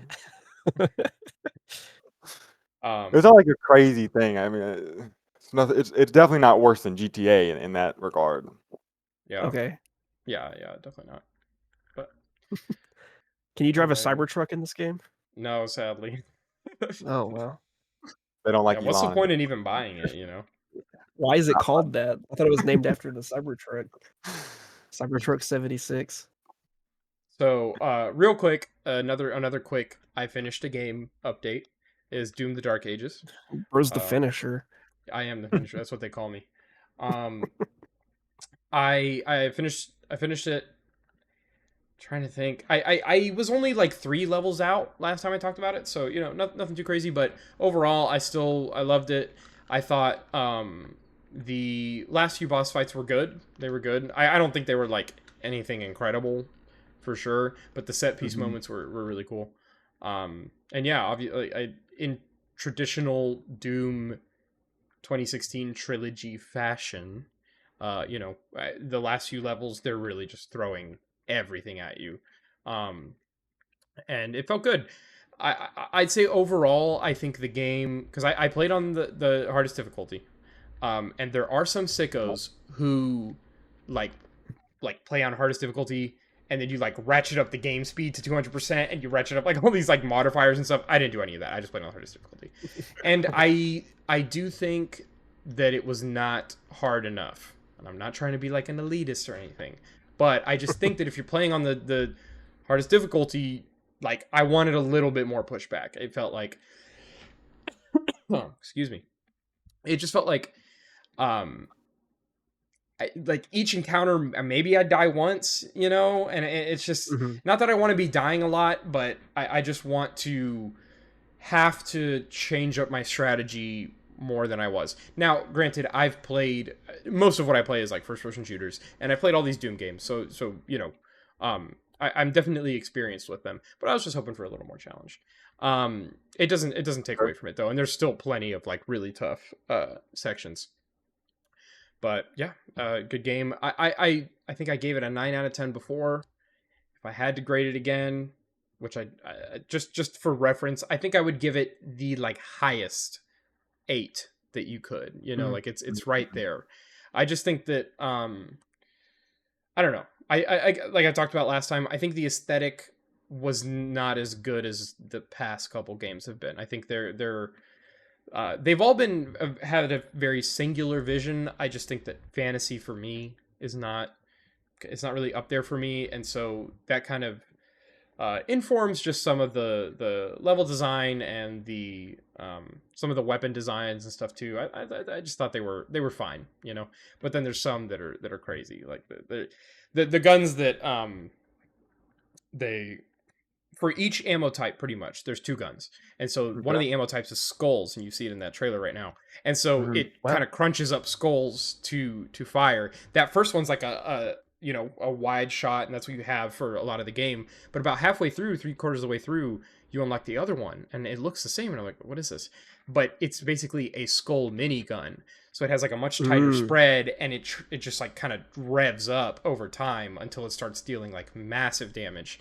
And Cool. I genuinely feel like each weapon in the game, that maybe there's like 1 or 2 that I wasn't as hot on, but each weapon just felt so unique. It felt so good to use. They had their own like strategies and strengths and weaknesses that, although Doom Eternal kind of forces you to switch up your weapons for each different like enemy, and like you're constantly switching them out, this game I just felt incentivized to do so because of how good they all felt. Like I just wanted to switch it up so often and kind of experience all the weapons and kind of give them all their love. So that was definitely a highlight. I think the weapons are great in this game. So That's a good selling point too. Yeah, great game. Sure, that's important. Makes me want to play it. Okay, real quick though, where would you? I mean, now that you've actually beaten it, where would you rank it compared to the other 2? I still think Doom Eternal is my favorite. Okay. Yeah, I would probably go Eternal, this one, and 2016. I really like 2016. I just think 2016 doesn't innovate enough past, like, I'd say like the last third of that game.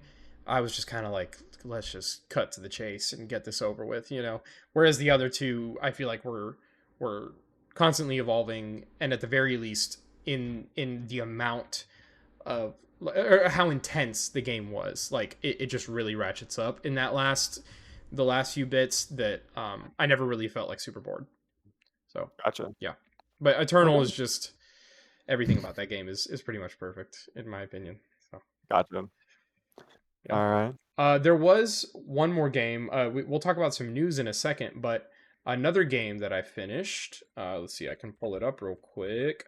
And this is what kind of stopped me from. It really Uh, is the finisher.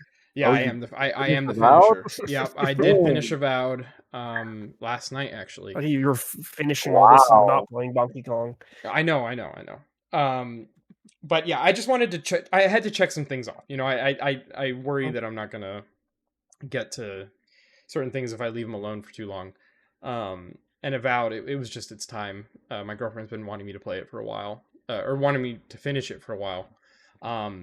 And I know we talked about it last time, so not too much to add, but Well, there is a whole new area that you didn't explore. there is a whole new area. And so before I got to this area, I 100% completed all the other ones, you know, other than Oh, the treasure maps, I think was the only thing I didn't do. Gotcha. But I did all the side quests, all the collectibles, all the Mm. enemy camps, all that stuff. Yep. This one I did not do that. Like I probably did about 2/3 of the area, Okay. left some of it unexplored. I just I up until this point, I think the game was really good, and I think this last bit it was still decent. I just don't think that it changes enough. At least, and that could be like the build I'm doing. It could be kind of the choices I made. I'm not sure, but I just didn't feel a great connection to the central plot, you know. And Mm. in this, and I think in a game like, let's say Fallout 4, for example, right? That main plot is not good, but the side stuff and the No. world is like is great in It's my almost opinion. decent. Yeah. And so or you know, in three is another example of that. Like the main plot's like fine, you know, but the side stuff is really where it shines. And so I think that works for those games. And I think in this game it's kind of the same case. I think a lot of the side quests are great. I think the gameplay systems themselves are amazing. I think the worlds are fun to explore and all that stuff. But sorry, I didn't loop that one. But in Avowed, with the way that they streamline you and kind of force you to do everything in each area in order to be a high enough level to kind of, you know, do the main story stuff. And just the fact that in order to progress to other parts of what I'll say is just like the map as a whole, you know, like the world map, you need to be doing the story, you know. So it's not like a Fallout where you can just say, I'm just going to forget about that and go do all this other stuff and kind of explore and do all these side quests, you know. And so I think in a game where the main story is a lot more mandatory, it's a lot more in your face, I think that the narrative of the main story just wasn't it wasn't particularly exciting, you know. It was cool, and I think that there's a lot of good missions for sure, and a lot of good moments too, you know, leading up to it. It's just I think that last area specifically didn't have a lot to differentiate itself. It didn't. I'd say it felt climactic enough. There was like some cool like end battles and things that are neat, but yeah. Overall, I think that's my main gripe with it is just the main narrative. I think everything else is like actually incredible. Like seriously, it gives me so much hope for Obsidian as a studio and for the Outer Worlds 2 to see what they do with that, and whatever they do past that. I think other than, you know, what some people will say is kind of the more simmy aspects of like a Fallout or a Skyrim or whatever, you know, and kind of how the whole like you can kill anybody, the stealing systems, the more immersive kind of things that Avowed doesn't really have. It doesn't spend its time on. Obviously that stuff isn't as great, but the combat, the graphics, all that stuff is like so much better than those like traditional Bethesda games that I think they absolutely should learn from this. And I think if Elder Scrolls does not have combat that's as varied and dynamic and intense as Avowed is, like that's there's no excuse for it at this point, you know. Like I think in my mind I'm kind of like, oh well, that's kind of how these games have to be because of their scale and because of, you know, just the kind of game it is. But Avowed has definitely shown that like that is not true, you know. There's no excuse for those games to be the way they are. in the combat department specifically. Um, Yes. so Oh, well, that was interesting to hear for sure. I personally, I could agree with the fact that the last realm didn't feel very different, especially because it came from Shatterscarp, which was also kind of like with barren, Rocky, hot, rocky shit. yeah, Yeah. yeah. The volcanoes were Um. cool. They were sick. Like Yeah. as a Volcanoes backdrop, are that sick. was really cool. Well, and But when the thing happens, yeah, yeah. but personally, I really like the area. I did explore all of it. Maybe I saw a couple extra quests that were really interesting. I don't know. Hmm. But I also thought that the story picked up on the fourth area. Hmm.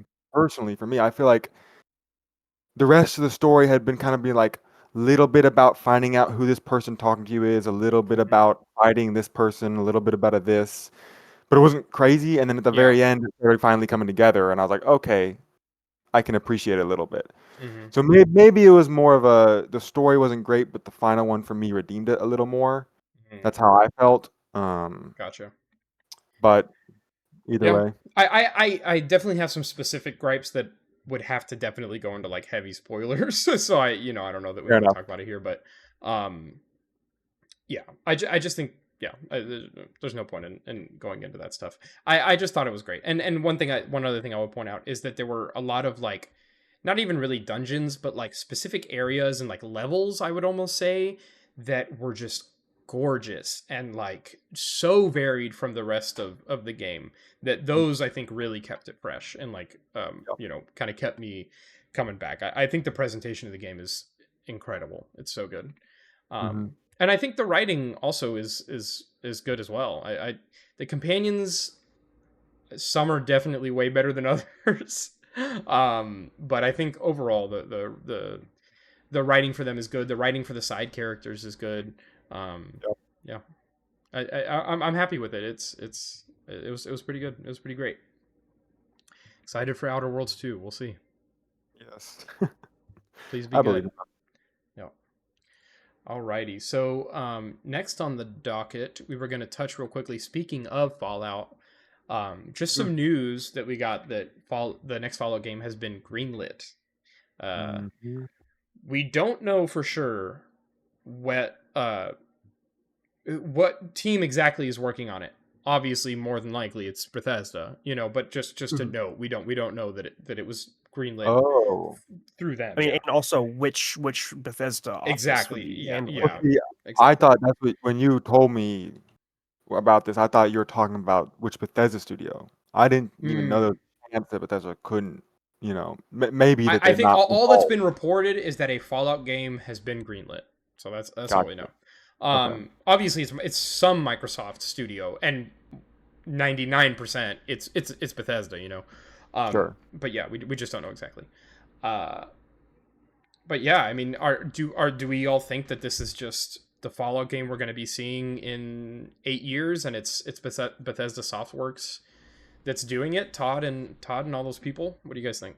They gotta be rushing some stuff out for sure. Um, What do you mean?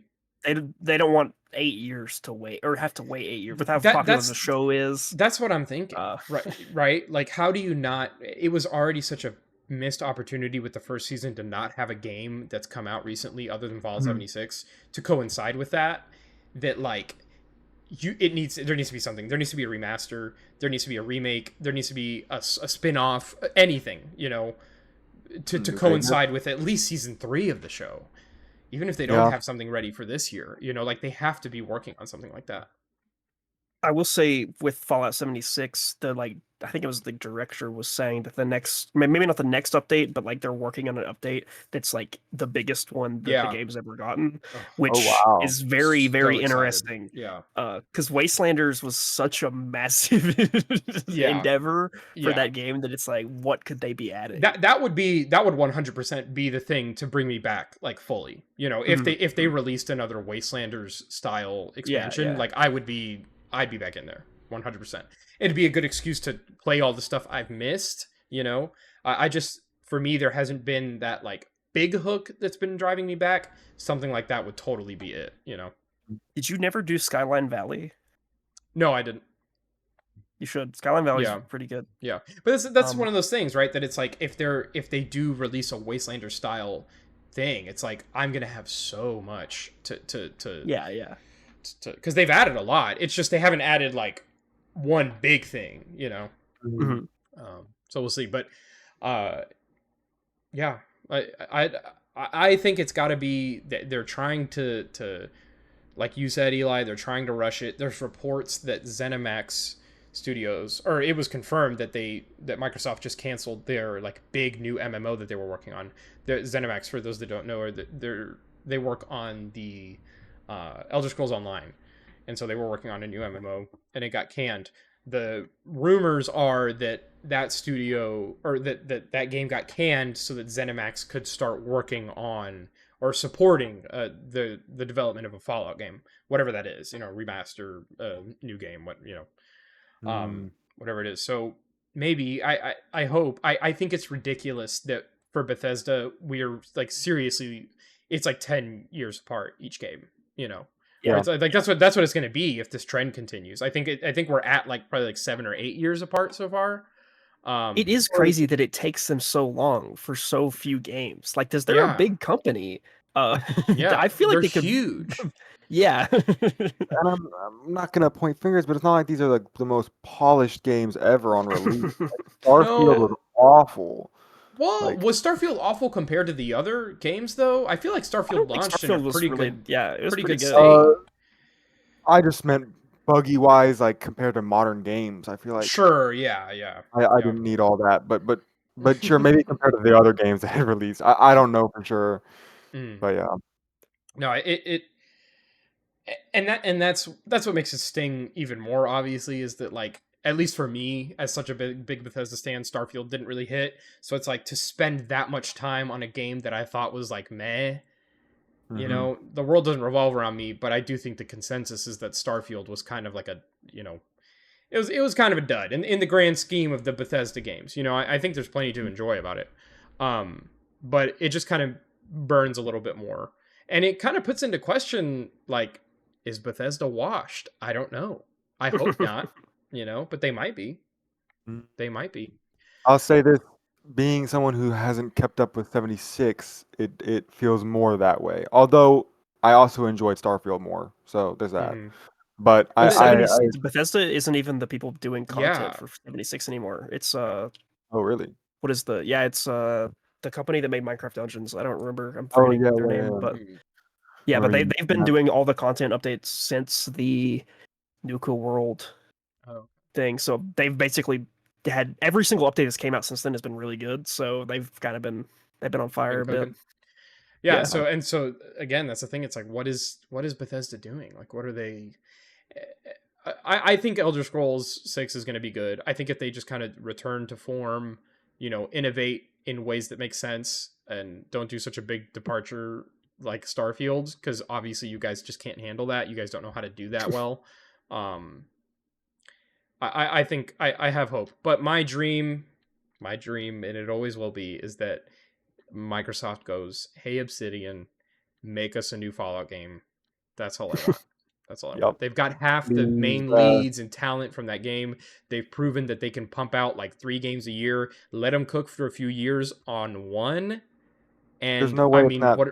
golden. Yeah, Yeah, because like why can Obsidian put 3 games out a year and Bethesda can do 3 games every millennia? yeah. Well, I mean, yeah, no, I mean, no. Crazy. Obsidian's way smaller, and these games are Yes, definitely yeah. a lot smaller than Bethesda games. But honestly, not by like a ridiculous amount. Avowed is I still mean, like you a big game. Like there's a ton of stuff in there. Like and if you add them all up, I assume, like if they release 3 games in a year, you add the games up, mm-hmm. there's bigger than the Fallout game they Yeah, released that year. yeah. Because the Outer Worlds 2 is supposedly twice as big as 1 was. And like when we think of New Vegas. New Vegas isn't like the biggest game of all time. Like you're not getting like Yeah, it's not that 100 big. hours of content with the DLCs and stuff. That kind of balloons it. But Sure. a focus on making a New Vegas sized game with the same amount of like choice and all that stuff. I think that's how you bridge the gap until the next big Fallout game. think I that's mean, how they you do could it. also put some work into making New Vegas playable too. Well, A yeah. remaster Well, of it to make it actually yeah. work. My theory is that or Marvin, you go ahead. Well, no, it's just such a easy like shot to make there. Like you just go in, make it so everyone who has the game can actually play the game without having to download 3 other things. Hmm. And then on top of I that, mean, I'm just sure make they it look just do a pretty. remaster. They Yeah. just Yeah, do well, a Yeah, that's just the thing, and I think that's why they do an haven't done Oblivion. it, right? Is because Yeah. like they there's money in a remaster, and I don't think there is a more surefire bet that the studio that did Oblivion Remastered, which by the Mhm. way, I think it's like the #2 best-selling game of the year, like it wow. crazy successful, Oh. right? And it was a great like from what I played, it was basically a remake. Like you Yeah. just have that team. There's no way they're not working on either 3 or New Vegas. There's no way, Mhm. you Yeah. know. And so That's a good point. now which one they're doing, I There's no personally think. way, bro. Hmm, There's no way they don't go New Vegas, right? That's I like think the they best have to game because of the ever show. made. Like they have to. They have to. But I also would say, like, because there are two ways they could go with the remasters. Are they going to keep it faithful to how 3 in New Vegas looked? Because if that's the case, 3 in New Vegas used like the same assets for like Yeah. everything. So Yeah. there's like, if they're going to do one, the other one is not going to be that hard to Yeah. do. Yeah. Uh, True. but then True. also, are they But there's going to still. make it look more like 4? Are they going to, because like so many things just didn't have, they don't have the same designs now. Like so many of the I robots and the weapons and stuff yeah. just look different. I don't think so because they didn't make or no, maybe they did.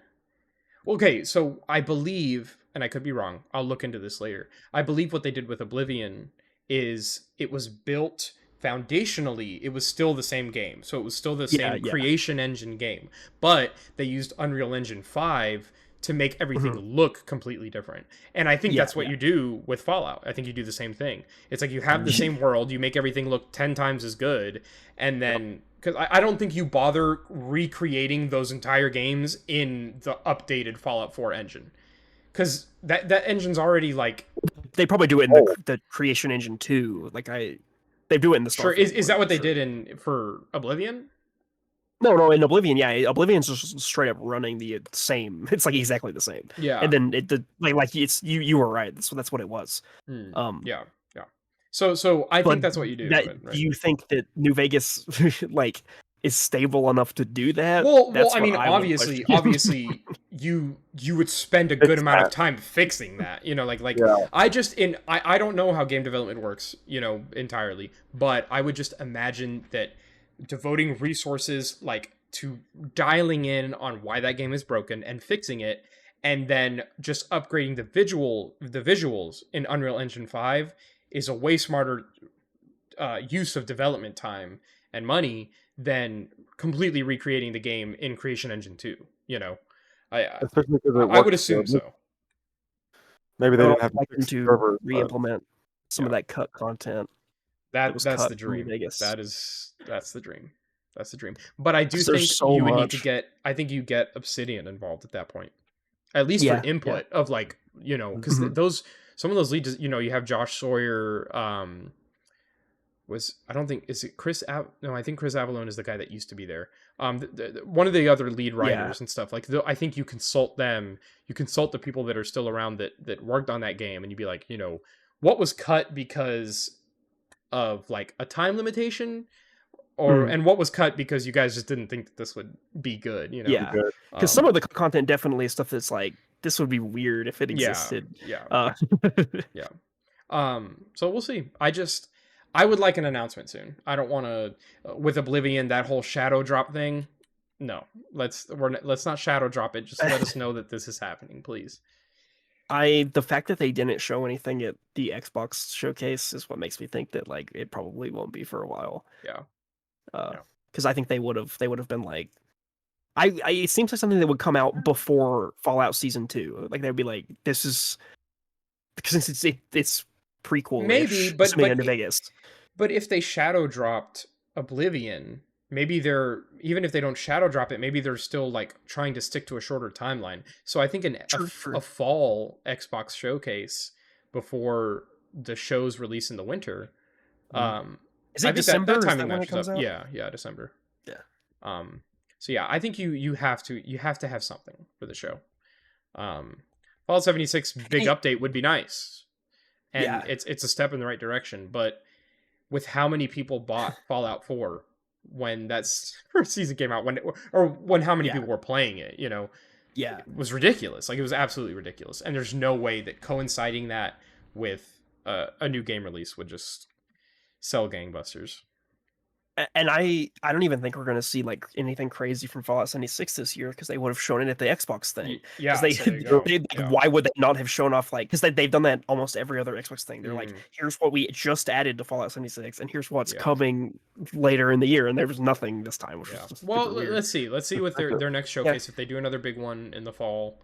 Hopefully there's something. You'll catch us reacting. We'll also say, true, yeah. Why can't we get a Fallout game that is like a different genre too? Like I feel like they could easily do like an RTS or something in the Fallout universe that, or even a remake of the first two games. Since that's almost that would be much easier. Just a port or a remaster, like just release those at least. Yeah, something. There's a lot of stuff they can do. Yeah, there's a lot. Oh, Shelter. Is it Fallout Shelter USA, the one that's only in China? That's like 1,000 times cooler than the one that released here. Oh, Fallout Shelter Online. That's what it's called. Yes, it's like it's way better. It has way more stuff in it, and it's constantly getting updated. It's super cool. It's like a online multiplayer. Like it's like an MMO for Fallout Shelter. Yeah, it's only in China for some reason. That's crazy, man. What are we doing? Alrighty. I think it's time to go away from the games and open up some books with comic Hit talk. the books. Eli, do you want to take the lead on this one? What's on the list here? Well, let's let Marvin. Marvin's done something new. Yeah. Okay, sure. I mean, to give credit to you, Eli, I started getting caught up on this comic because of you. But Absolute Batman has been going on recently, and when it first was coming out, Eli convinced me to read it, and I started reading it, and I think I caught up with what it was out, and it was 3 issues, and I loved it. Really cool, interesting, definitely a new take on Batman, or maybe not new. I haven't read all of his comics, but it seems like it's a new take on Batman. It's very different. Okay, yeah, I assumed so, but I wasn't gonna. But so far, it's been really great, and I would love to talk about it, but first, Eric, I assume you haven't read it. I've only read like I think 3 issues. Well, because I read them, but yeah, like months ago, when they were first coming out. I mean, I still remember them pretty well, I think, but I'm not caught up on it yet. Gotcha. Well, I guess I'll just talk about like how it is and not the stuff that's happening. There's just too much crazy, amazing shit. Eric, you have to read that. It's very good. No, I'm going to. That's It just takes so much Batman before the next one and twists it in like a weird way, and it just works so well. Yep. I think I might reread it. Or no, sorry, reading something else that I've told you. No. I didn't. I did reread the first 3 issues when I started. Okay, I see. What I meant to say, which did help get me back into it because I forgot what was happening. But it also showed me that crazy shot, Eli, with the vehicle. If you know what I'm talking about. Oh yeah. Eric, have you read that? Yeah, because that's the part that I was telling you about when I read it. I was like, Marvin, you need to read this. The Batmobile. I thought it was Eli who was telling me about that. I mean, I probably also was. Sure, yeah, probably. I think probably both of us, yeah. Yeah, the Batmobile is absolutely insane. Yeah, it's so cool. Him having built it into that skyscraper, or was it? It might have just been a building. It might have been a skyscraper, but it was just. I also like. This isn't really a spoiler, but in the latest issue, we got like a doctor like says what Batman's height and weight is, and he like no joke is like 6'9" and weighs like 400 pounds. So it's like I didn't even realize. Yeah, wow, he's like absolutely massive. And then seeing Bane next to him because Bane's. Yeah, sorry. I mean, and him being like tiny next to Bane is just so cool. The arc that's happening at the moment, like the last 2 issues, maybe 3 issues, is amazing. I'm really liking it a lot. Yeah, All of the villains that are showing up are great. I'm not gonna say anything else, but I've they're seen very different. I've seen a few things. I'm sure, very sure, excited. okay. Yeah. Yeah, because I did post what was in the okay. most latest issue. Well, Hmm. if Eric saw it, I imagine. Yeah, I'll Yeah. see yeah, the yeah, yeah. picture. No, Uh, I had already seen it. Yeah. But but yeah, so far it's been great. I'm really excited for each issue to come out. I'll keep reading every them month. every month. We See, talk and about that's how I them. get you. I'll be like, here, read this thing. It's still ongoing, and then you'll, Yep. because that's once you get caught up, you just start reading. You're like, oh, this month or this week is this stuff, and then you just read it. I just need to That's what I'm keep it. looking. I honestly, it's great because now I can make groups in my tabs, so I can have a Mm. comics group. Because it honestly is a lot of shows and movies that I don't end up finishing is because I click off of it and I forget that I didn't finish it, or like I'm halfway through because of a cringy scene that I didn't want to finish or whatever. I'll It's me. probably after this, I'll hook you up with. I use the website League of Comic Geeks that it Oh, just okay. shows you all the new releases for the week, and then you can just have your list, and it just shows you every week what's coming out. Okay, yeah. It's super handy. That's what I use. That's what I'm Definitely. looking at right now to see everything I read these Okay, past few perfect. weeks. Get you up to date. um, exactly.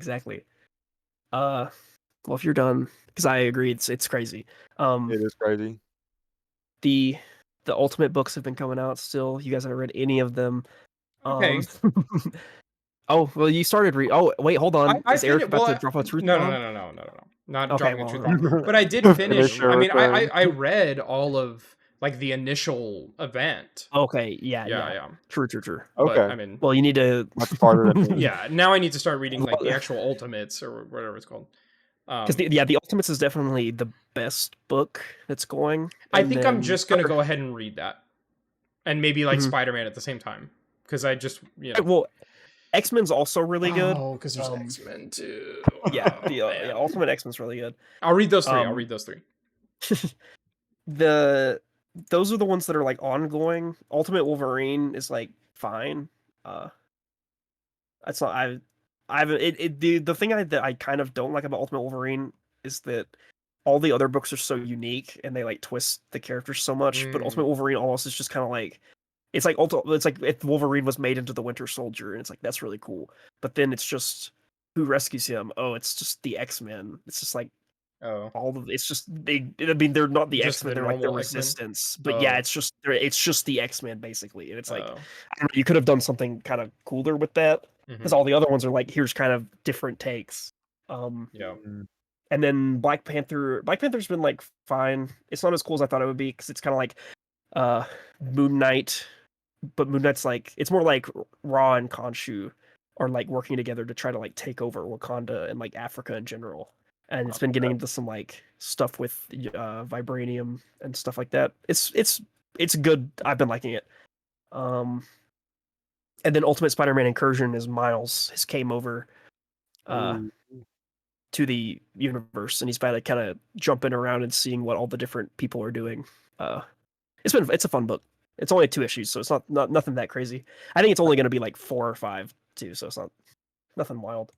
Hmm. Um, Department of Truth, another thing. You probably would like it, Marvin. I think Eric might like it better.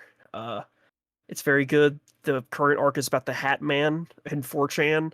Uh, so so it's yeah, it's been very good. Um, it's a different artist, but the art's still good. And then I got caught up on Geiger, another thing that both of you guys should read. Uh, Okay. uh, Geiger's like it's. I don't want to say it's because it almost has the vibe of a superhero book, but in an apocalypse where like a nuclear exchange gave a guy like radiation powers, basically. Um, but he kind of like does stuff in the wasteland. So but it also is part of an extended universe. So there's the other ongoing book is Redcoat, which I'm a little behind on, of an immortal British soldier, and it's so far been set in the past, but eventually they're all going to converge. There's also Junkyard Joe, who's a robot from the Vietnam War who has like PTSD, and he's currently in Geiger. Like they're like doing stuff together. Okay. So And to that book clarify, also is great. these are Image comics, right? Yeah, Geiger's Ghost Machine, and then published by Image. So, Is Image but yeah, third publisher other than yeah, DC? Image is like basically the third big publisher. Yeah, they're like the independent publisher. Did they do? They Um, didn't do crossover, did they? yeah, They did. Okay. mhm. They I did think they might have Invincible because and like The Walking Dead and stuff. too. yeah, Skybound is published through Image. Yeah, yeah, pretty much anything that's if it's not DC or Marvel, it probably is Image, unless it's like Boom or Dark Horse, which usually that's more like licensed stuff or IDW. But next week, new issue of Ultimate Spider-Man and the Ultimates, and those both look very cool as I'm looking right now. As for new stuff that got announced, Eric, you might find this interesting, and possibly Marvin. They're doing an Age of Apocalypse thing, where they're kind of bringing. I don't know. I don't want to say bringing it back. I think it's like characters from Age of Apocalypse are coming to the future or something. And then also they're doing like a new Age of Apocalypse, but it's set 10 years from the current future. They're doing a whole line of books with What is it. Age of Apocalypse? Yeah, I know what that is. Age of Apocalypse. It's like I'm sorry, it's like Apocalypse, like Oh, it's just Oh, big like X-Men DC Apocalypse. what DC? Oh no, sorry. I know what you're talking about. Yeah, the big blue guy. Yeah, the X-Men guy. Okay, Yeah. So they're doing a bunch of books around that, a lot of X-Men stuff, and not all of his X-Men. So there's like the radioactive Spider-Man is one that got announced that looks really cool. There's a book with Okay. Mojo, my goat. There's a bunch of cool ones. If you guys want to look at them, feel free. Cloak or Dagger was one that had a funny title. But yeah, that's I don't Cloak super know what it's or? about. Cloak or Dagger, yeah. Okay. Yeah, it looks pretty cool. I also, if you guys, I posted this in our Discord server. Capes, which is like a spin-off of Invincible, is getting reprinted and kind of remastered in a way, which is something you don't really see often. But it's also going to get continued after that, which is really cool. Yeah. So Exciting. yeah, I haven't I don't know. read that one. I've read Capes. Yeah. So I don't know much about it. I can read that, but I also want to read another one that's on the list we're going to talk about. Yeah, I was about to. That's a great segue. I was about to do Battle Beast. Which we had 3 issues out now. It's set between Battle Beast's initial appearance, where he comes and just kind of beats up Invincible and then just leaves, and then he doesn't show up for like a really long time. Basically, a spaceship. He killed the crew of a spaceship that had like an AI on it, and the AI was like, "Yeah, I kind of like those guys." And Battle Beast is like, "Well, I'm just out there looking for things to fight so they can kill me." And the spaceship's like, "I got you." So it's just been bringing him to things that will kill him. But there's some other stuff happening to that. But that's the basic premise. Gotcha. It's very gory, very fun. It's only 3 issues in, so you guys should get caught up. Yeah, I will. Yeah. Who's writing? It's Kirkman, Robert Kirkman, and nice. Ryan Otley on the art. Oh, okay. So, I mean, looks very nice. One of my favorite characters from the comics. I think he's one of the coolest looking characters. Personally, being a cat person, doesn't get better than him or Johnny. Well, okay, wait, getting Marvin, better than him. Not to out us, but who's got a better design, Rengar or Battle Beast? Rengar's a League of Legends character. Okay, I didn't know that. Hold up. I'm pulling up reference images of Battle Beast again just to Yeah, I was about to say there's no way you need to pull up a reference of Rengar. I know Rengar. Well, here's the thing about Rengar. I got all of his skins. Does that count? Let's say base. Let's say base for both. Base for both. I don't know if how Battle Beast evolves. Man. This is a real for those that don't know, Marvin, this character in League of Legends is Marvin's main for what, like 10 years now, something like that. Yeah. My whole life, League of Legends professional life. Which is at this point, I think you've been playing like League of Legends more than you have not been playing. Yeah. Dang, Rengar looks a lot like a Johnny. That's kind of crazy. Oh yeah. Yep. Yeah. I mean, like cat, like warriors, kind of. I think all look the same at some point. Yeah, that's true. I personally think a Johnny over all of the cars. A Johnny? Looks the best. Yeah, but we're not talking about that. We're talking about Battle Beast and Rengar. I gotta go with Rengar, bro. I gotta go with Rengar. Yeah. Okay. Especially because there are cinematics of him out there, Yeah. like real high quality animated cinematics that like. Mm-hmm. I think the animation in Invincible is great as well, but maybe we'll see some really cool Battle Beast scenes later on. Yeah. Well, speaking of the animation, Dinosaurus got a voice actor confirmed, so we're definitely seeing Dinosaurus, Oh! the And actual goat, next season. literally one of the best characters in the comics. And I great love great arc Dinosaurus. every single time he shows up. Yeah, no, yeah, he's the best. I think there was something else from they might have talked about. Maybe not. There were some figures. I don't know. Did you see? There were figures of Conquest and Black Suit Mark and Oliver. Uh, they're Like going to be figures released, and like just like figurines. action figures. Yeah, yeah, Okay, gotcha. Cool. yeah. Yeah. So that's super cool. Very nice. Mark Reese is going to be the voice actor for Dinosaurus. I don't know who that is, but Me neither. I feel like that or no, Matthew Rice. Okay, that's what I just thought. can't read. Okay, I don't think I know this person. Yeah, I don't know who that is. He probably voices something crazy. Hold on, I'm gonna look it up. I'm checking as probably. well, but I think he's just in a lot of normal stuff. I don't see any animation. He's in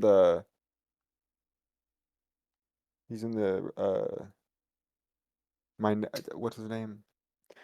The I Are don't you know. not You're looking it at up, it? I can't, bro. Never mind. Okay. Oh, he was an If. He was an If. Oh wow. Okay. Oh, he voiced Night Owl in the Watchmen animated thing that came out kind of recently. Oh, I started the comic animated thing. Is that what you're talking Yeah. about? Yeah, yeah. Yeah, I started watching I heard that it a was like while fine. ago. Yeah, I didn't get into it. To me, it's like if I'm gonna watch them, I'm just gonna read the comics. I mean, I have the Yeah. actual book, so I'd rather Yeah, just yeah. do that. Yeah. But there is other than whatever else you have in your vault, Eli. There is one more comic on our list that we could talk about possibly Is if there? Eric, you've read it. I mean, I've read Oh, the true, first. true. It's the Dark Knight Returns is what it's called, right? Yep. I've read Mhm. the first book, so like ending the first Two-Face arc. Mhm. Okay, well that's good portion done. Yeah, I think it's fine so far. Nothing is like really like, grabbed me yet, but I think it's cool. Mm-hmm. I mean, obviously, I like What's the your- premise. I like what they're Mhm. going for. I like the vibes. It's kind of Mm-hmm.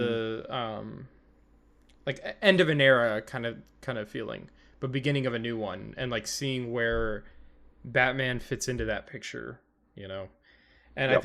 I think like a lot of Batman media, but this in particular, how they've kind of been handling Batman as a, I don't know what the word is that I'm looking for, but Batman as like a separate entity from Bruce Wayne, but one that in private is like it's not just like a persona, it's like something that like calls to him, and I think that that's really cool to explore, especially in his older age.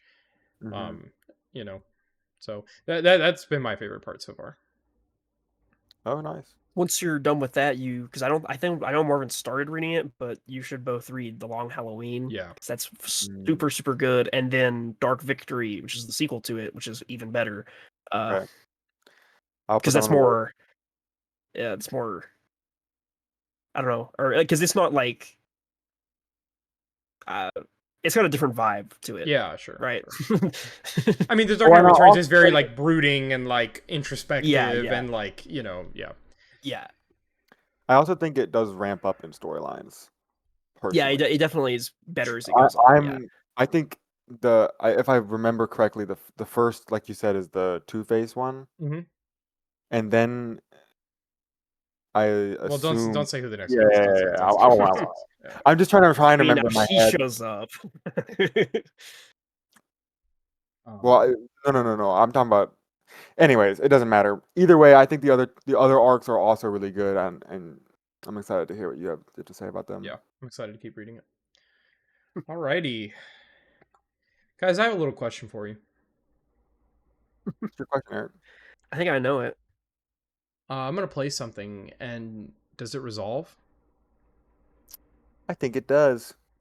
Perfect. Let's get into it then. Spider-Man Magic the Gathering. This is part Oh of boy. Magic's crossover with Marvel. They're gonna have a bunch of sets. They've already released a few cards, but this is kind of the first big Marvel set, and it's all Spider-Man themed. Definitely a more beginner focused set, which we can kind of get into a bit more.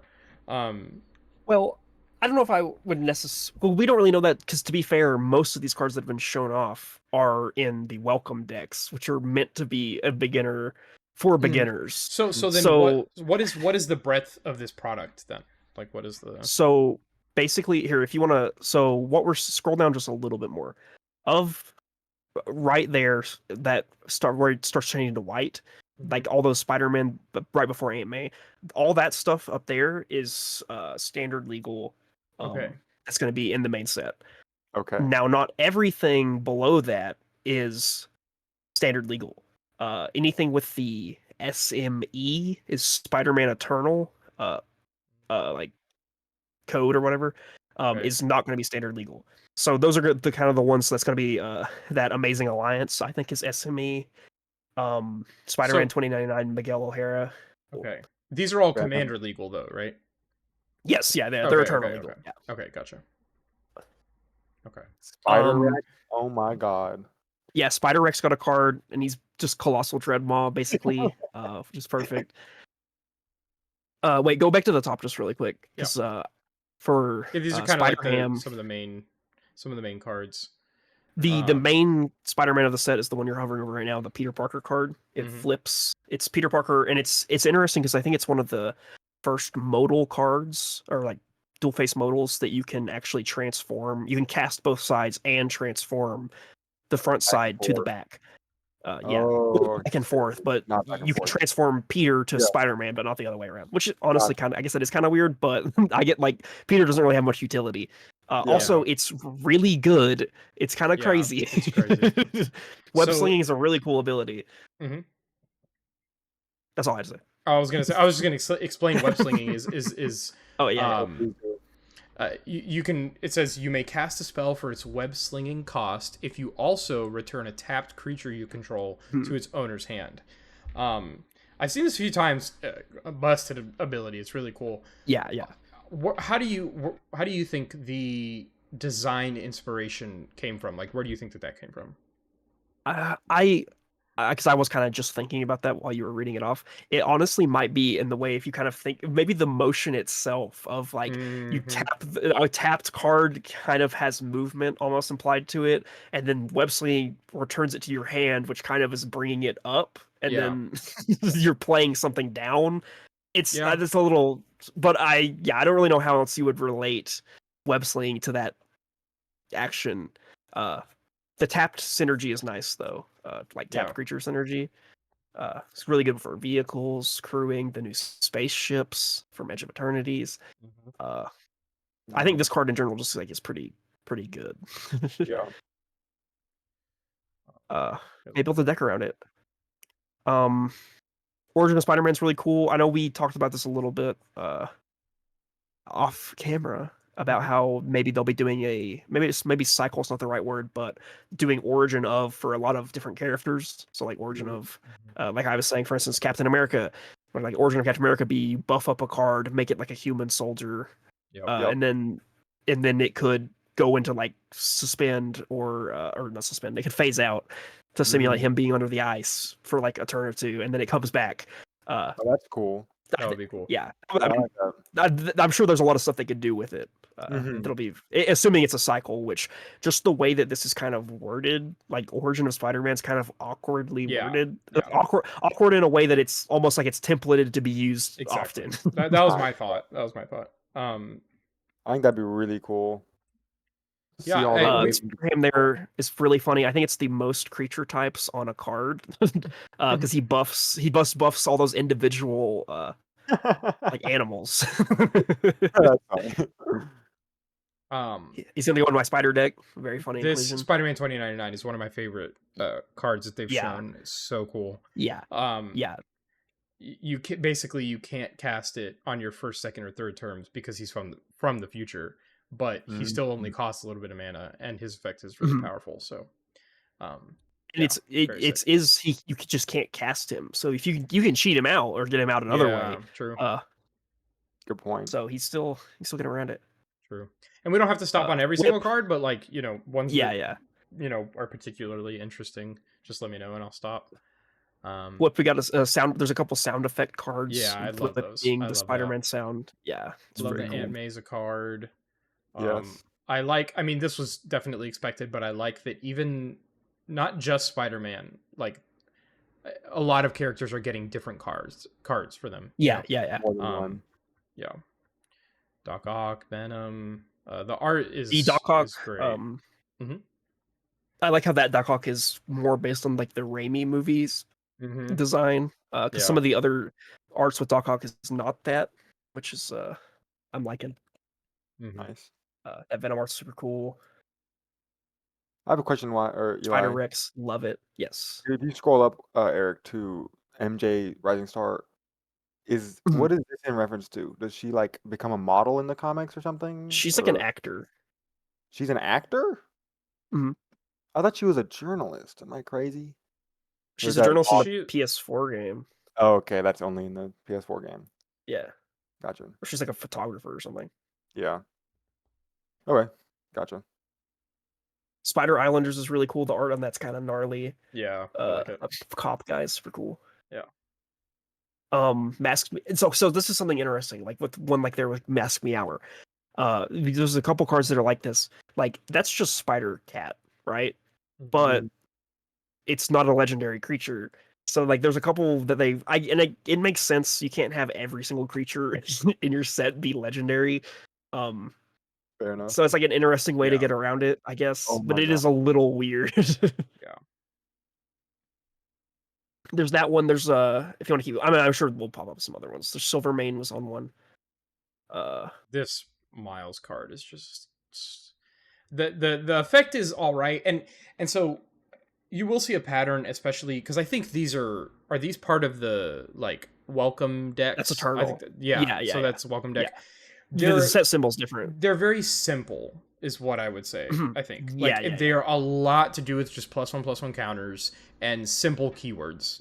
That's pretty much what a majority of them do. And I am glad to hear, because I didn't know the distinction at first, so I am glad to hear that there's going to be kind of two parts to this, and I was a little worried that they were all going to be this simple. But I love the art. It's so cool. I really like that Spider-Man art. This one here, yeah, Miles. Yeah. It's very cool. So cool. Very cool. A guy in the chair. Very cool. Art is awesome. Yeah. Kapow. Oh yeah. Kapow. That's probably my favorite art that we've seen so far. Just him busting Mysterio's helmet and seeing all the shards. That's so cool. Yeah, it's so cool. Eli, you're getting every single one of these cards, right? Oh well, yeah, for sure. Yeah, no way, I'm not. Yeah. Now, Taxi Driver, I love that. That might be one of my favorite arts. Yeah. It's so sick. Stegron, the dinosaur man. Stegron, yeah, Stegron. That's so cool. I think Starling might be the only card I've seen so far that I've never heard of. Yeah, I've never. But I think that's just. I think they're a more recent Miles character, and I just don't know as much about Miles specifically. So gotcha. Peter Parker. 6 arms there makes me really hope we'll get 6 arm Spider-Man as a card. Yeah, which is the thing. Web Up is cool. Yeah, it's not like great, but research team. Yeah, nice and simple, that was cool. But it conveys the message. Craven's Cats. Has Craven been shown off? No, not yet. Okay. Just his cats. Eerie Gravestone is super cool because that's just now I'm blanking on it. That's just like one of the most famous Spider-Man stories of all time. Of him climbing out of the Craven's Last Hunt. That's what it's called. Of him climbing out of the grave. It's so cool. I hope we get an alt art of that with like that original art. Though also that's a common that's not that good, so I don't know if they would do that. Yeah. Speaking of Shock with Shocker on it. Sorry. Sorry to interrupt. It's perfect. Yeah, that is perfect. I've completely forgot what I was going to say. Okay. Sorry. Oh, and Shocker has his own card too. Nice. Yeah. Love the Tombstone Tombstone, card. yeah, Very super cool. cool. Well, oh wait. I really like that art for Unstable Experiment. It's really Yeah, cool. so sick. And the Doc Ock's henchman art Yeah, is yeah. interesting. Selfless police captain. I See, that's like. another one. It's like that's just Captain Gwen Stacy or Captain Stacy. Mhm. It's Gwen It Stacy's even dad. says it in the flavor yes, text. yes. See, that's what is so many of them just say it in the flavor text. And it's Mhm. like, why is it not just? I get why it's not him, but Yeah. it's just a little weird. At least they're There's still Silvermane. including them. Yeah, Yeah. It's cool that Spider Bite got a card yeah. from the I from the think movie. she was in Spider-Verse 2. I'm pretty sure. I She think was she in was both. the one that. Oh, was she in the first one? Weird, I don't remember that. Yeah, she's the girl who's like in the VR. She's like has the VR headset on. Weird, I just didn't remember her being in that first one. She's like when Miles is escaping into the portal wait, I think that's you're the just second one. describing the See, that's what I second thought one. because I Yeah, only thought Yeah, I, yeah. I thought the Second same one. thing, but I haven't seen those movies enough to Yeah, comment. Oh no, no. This I art was- on this Spider-Man is so. Did you Yeah. see the artist posted like the actual like painting of it? Oh my Oh no, god, I didn't. it's so beautiful. It's like just a straight up like oil painting. It's so cool. Like the sneakers hanging off his backpack. Yes, I love yeah. it. That does remind me, if you wouldn't mind scrolling up to the other Mhm. mono white Spider-Man, I forgot to point out something I noticed in its art Mhm. because I think we passed it. Yeah, that Oh. one. If you look, the background's upside down because he's swinging. Oh, that's so Yeah, cool. it's so cool. Yeah, very cool. I could Very not cool. in my life draw that. Are you kidding me? Yeah, like What? I couldn't draw any of these, but Whoosh.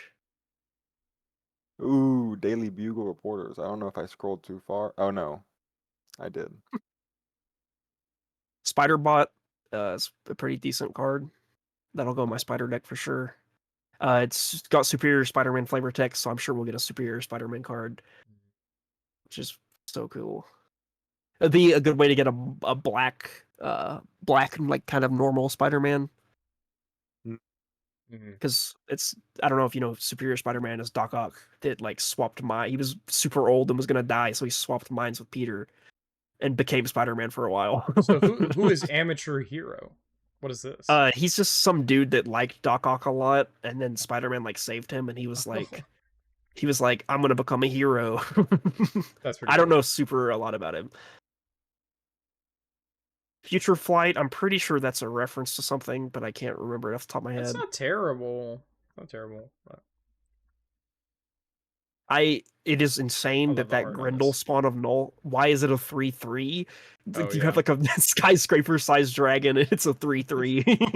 Yeah, it's kind of weird. It's really funny. Lethal Protection is a cool card because like Venom Lethal Protector is a thing. Mhm. So it's like lethal Mm, protection. What nice. is Uh, Twisted Spider Clone? that's gonna be a Miles thing I've just never heard of. That is so Because weird. I just don't know enough about Miles. Glurp Shift Clone of Spider-Man. See, so like, boom, Shift, that's a character, Yeah, and so then is on the Shrieker, left, right? that's Shriek. Yeah, Yeah, or like Shriek. Yeah. Yeah. Shriek for the Tesa deck. Like Ooh, the Prowler wow. design is sick. Although I hope there's one where he's like in the full purple. Yeah, Yeah. that'd be nice.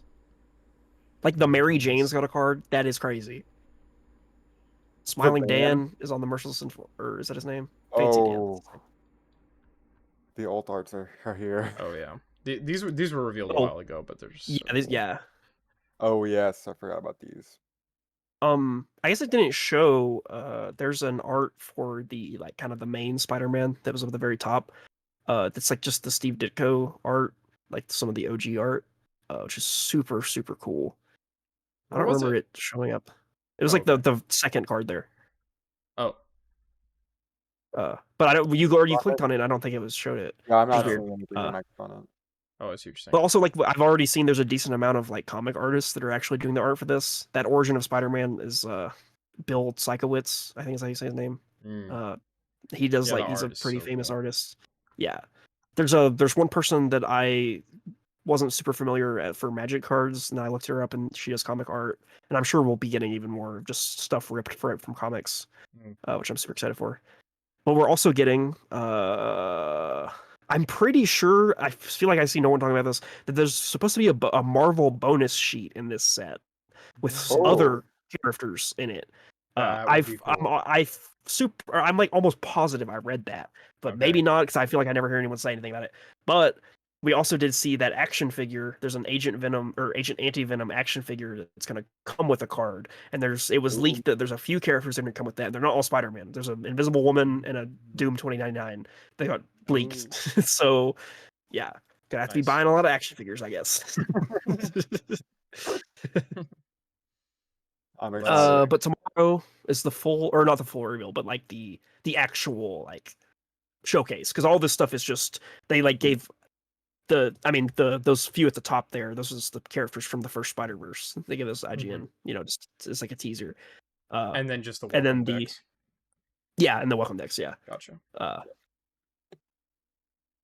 So yeah, I'm excited. I have hope that we'll be seeing some awesome more obscure characters that I would want to see. Yes. Just from some of the ones that they've already shown. So I hope Spider-Boy gets a card, but he might be a little too new of a character.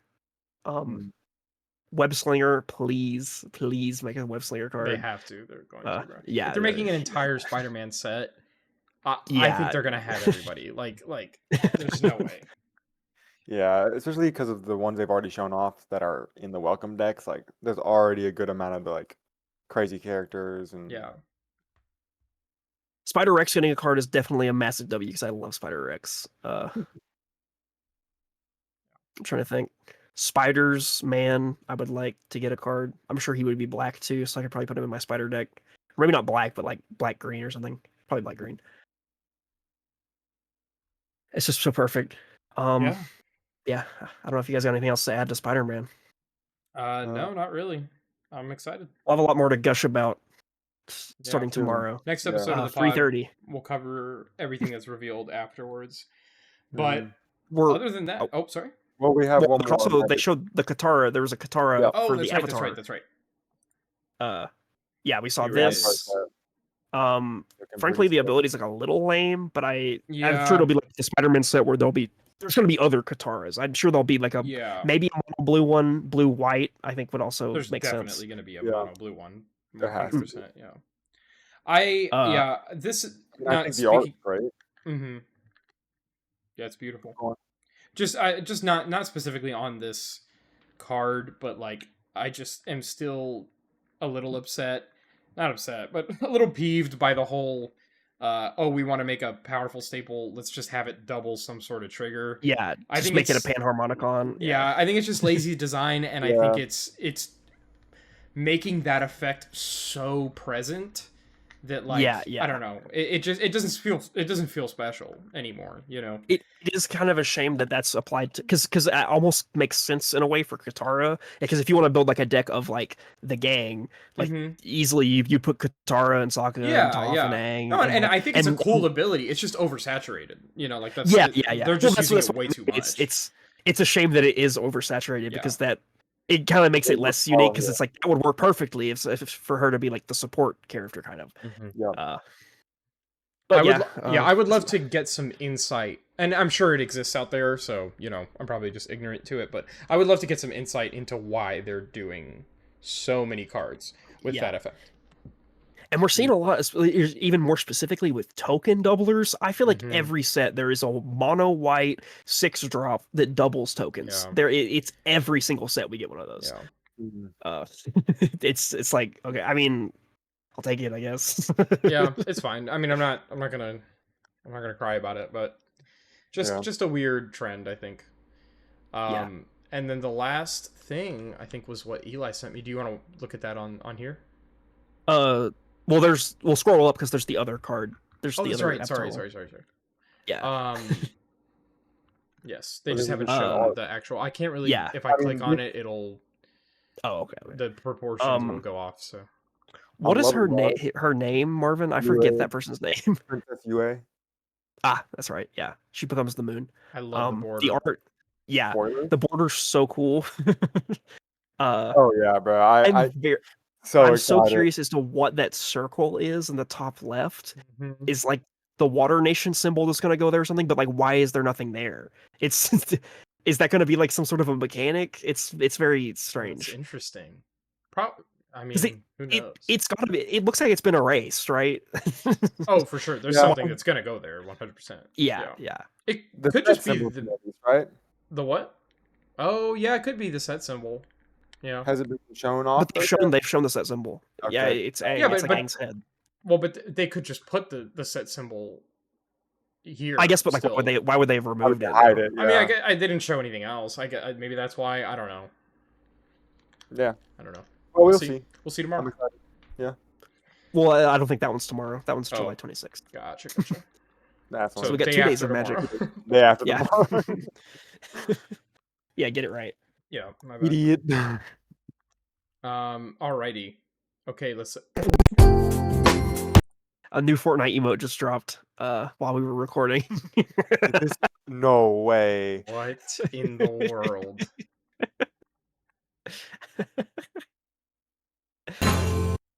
Yeah, the Bob Ross Fortnite emote. Are you guys excited about that? I mean, I could probably. Yeah, I I can't still have wait. Fortnite crew, bro. I can get that. Yeah, Oh, I'm gonna go drop. bankrupt because of the Fortnite crew. Keep I voting to honestly cancel might as it. well spend maybe it on cancel it. Yeah. Yeah. They've charged me like 3 times, so Oh, I haven't even been checking, so I think I'm fucked. We need to play. We need to hop back in again. yeah, we We do. do. need We do. We will. People soon. want to know, like, how do we feel about Fortnite with True. Superman in it? They can't like even talk. every day. I just keep getting like stopped on the street, and they're like, "Eric, why hasn't SavePoint covered Fortnite?" And I'm like, Same. I will get to it. I'm just busy. you My know? my boss is actually asking me every day I go to Really? Yeah. work. Really, the old Yeah. one? Yeah, the old one. Yeah, Wow. we've If just he's reached super- that kind of audience. It's when something gets so big, like it's Yeah, kind of yeah. It's like inevitable. inevitable. Yeah. But, all right, guys. Thanks so much for watching. Another good podcast in the books. I had a good time. Yeah, it was fun. We will, open call. Leave a question or a comment. Comment a question rather on our YouTube vids, our Instagram. Add us on Twitter. Anything. Whatever. Send us We'll a question. find We the will question. answer it on the podcast. Yep, we'll find it, like Roman said. It's fine. That's fine. I'm just gonna cut it out. That's fine. All Cut right. it out. It's fine. All right. But It's like a lost media. I just need to remember this, and I'll do an outro real quick. But Okay. thank you guys for watching. Leave a comment, like, subscribe, share, Yes. do all that stuff. Go play some Fortnite. Have fun. Run it up. Save on that point.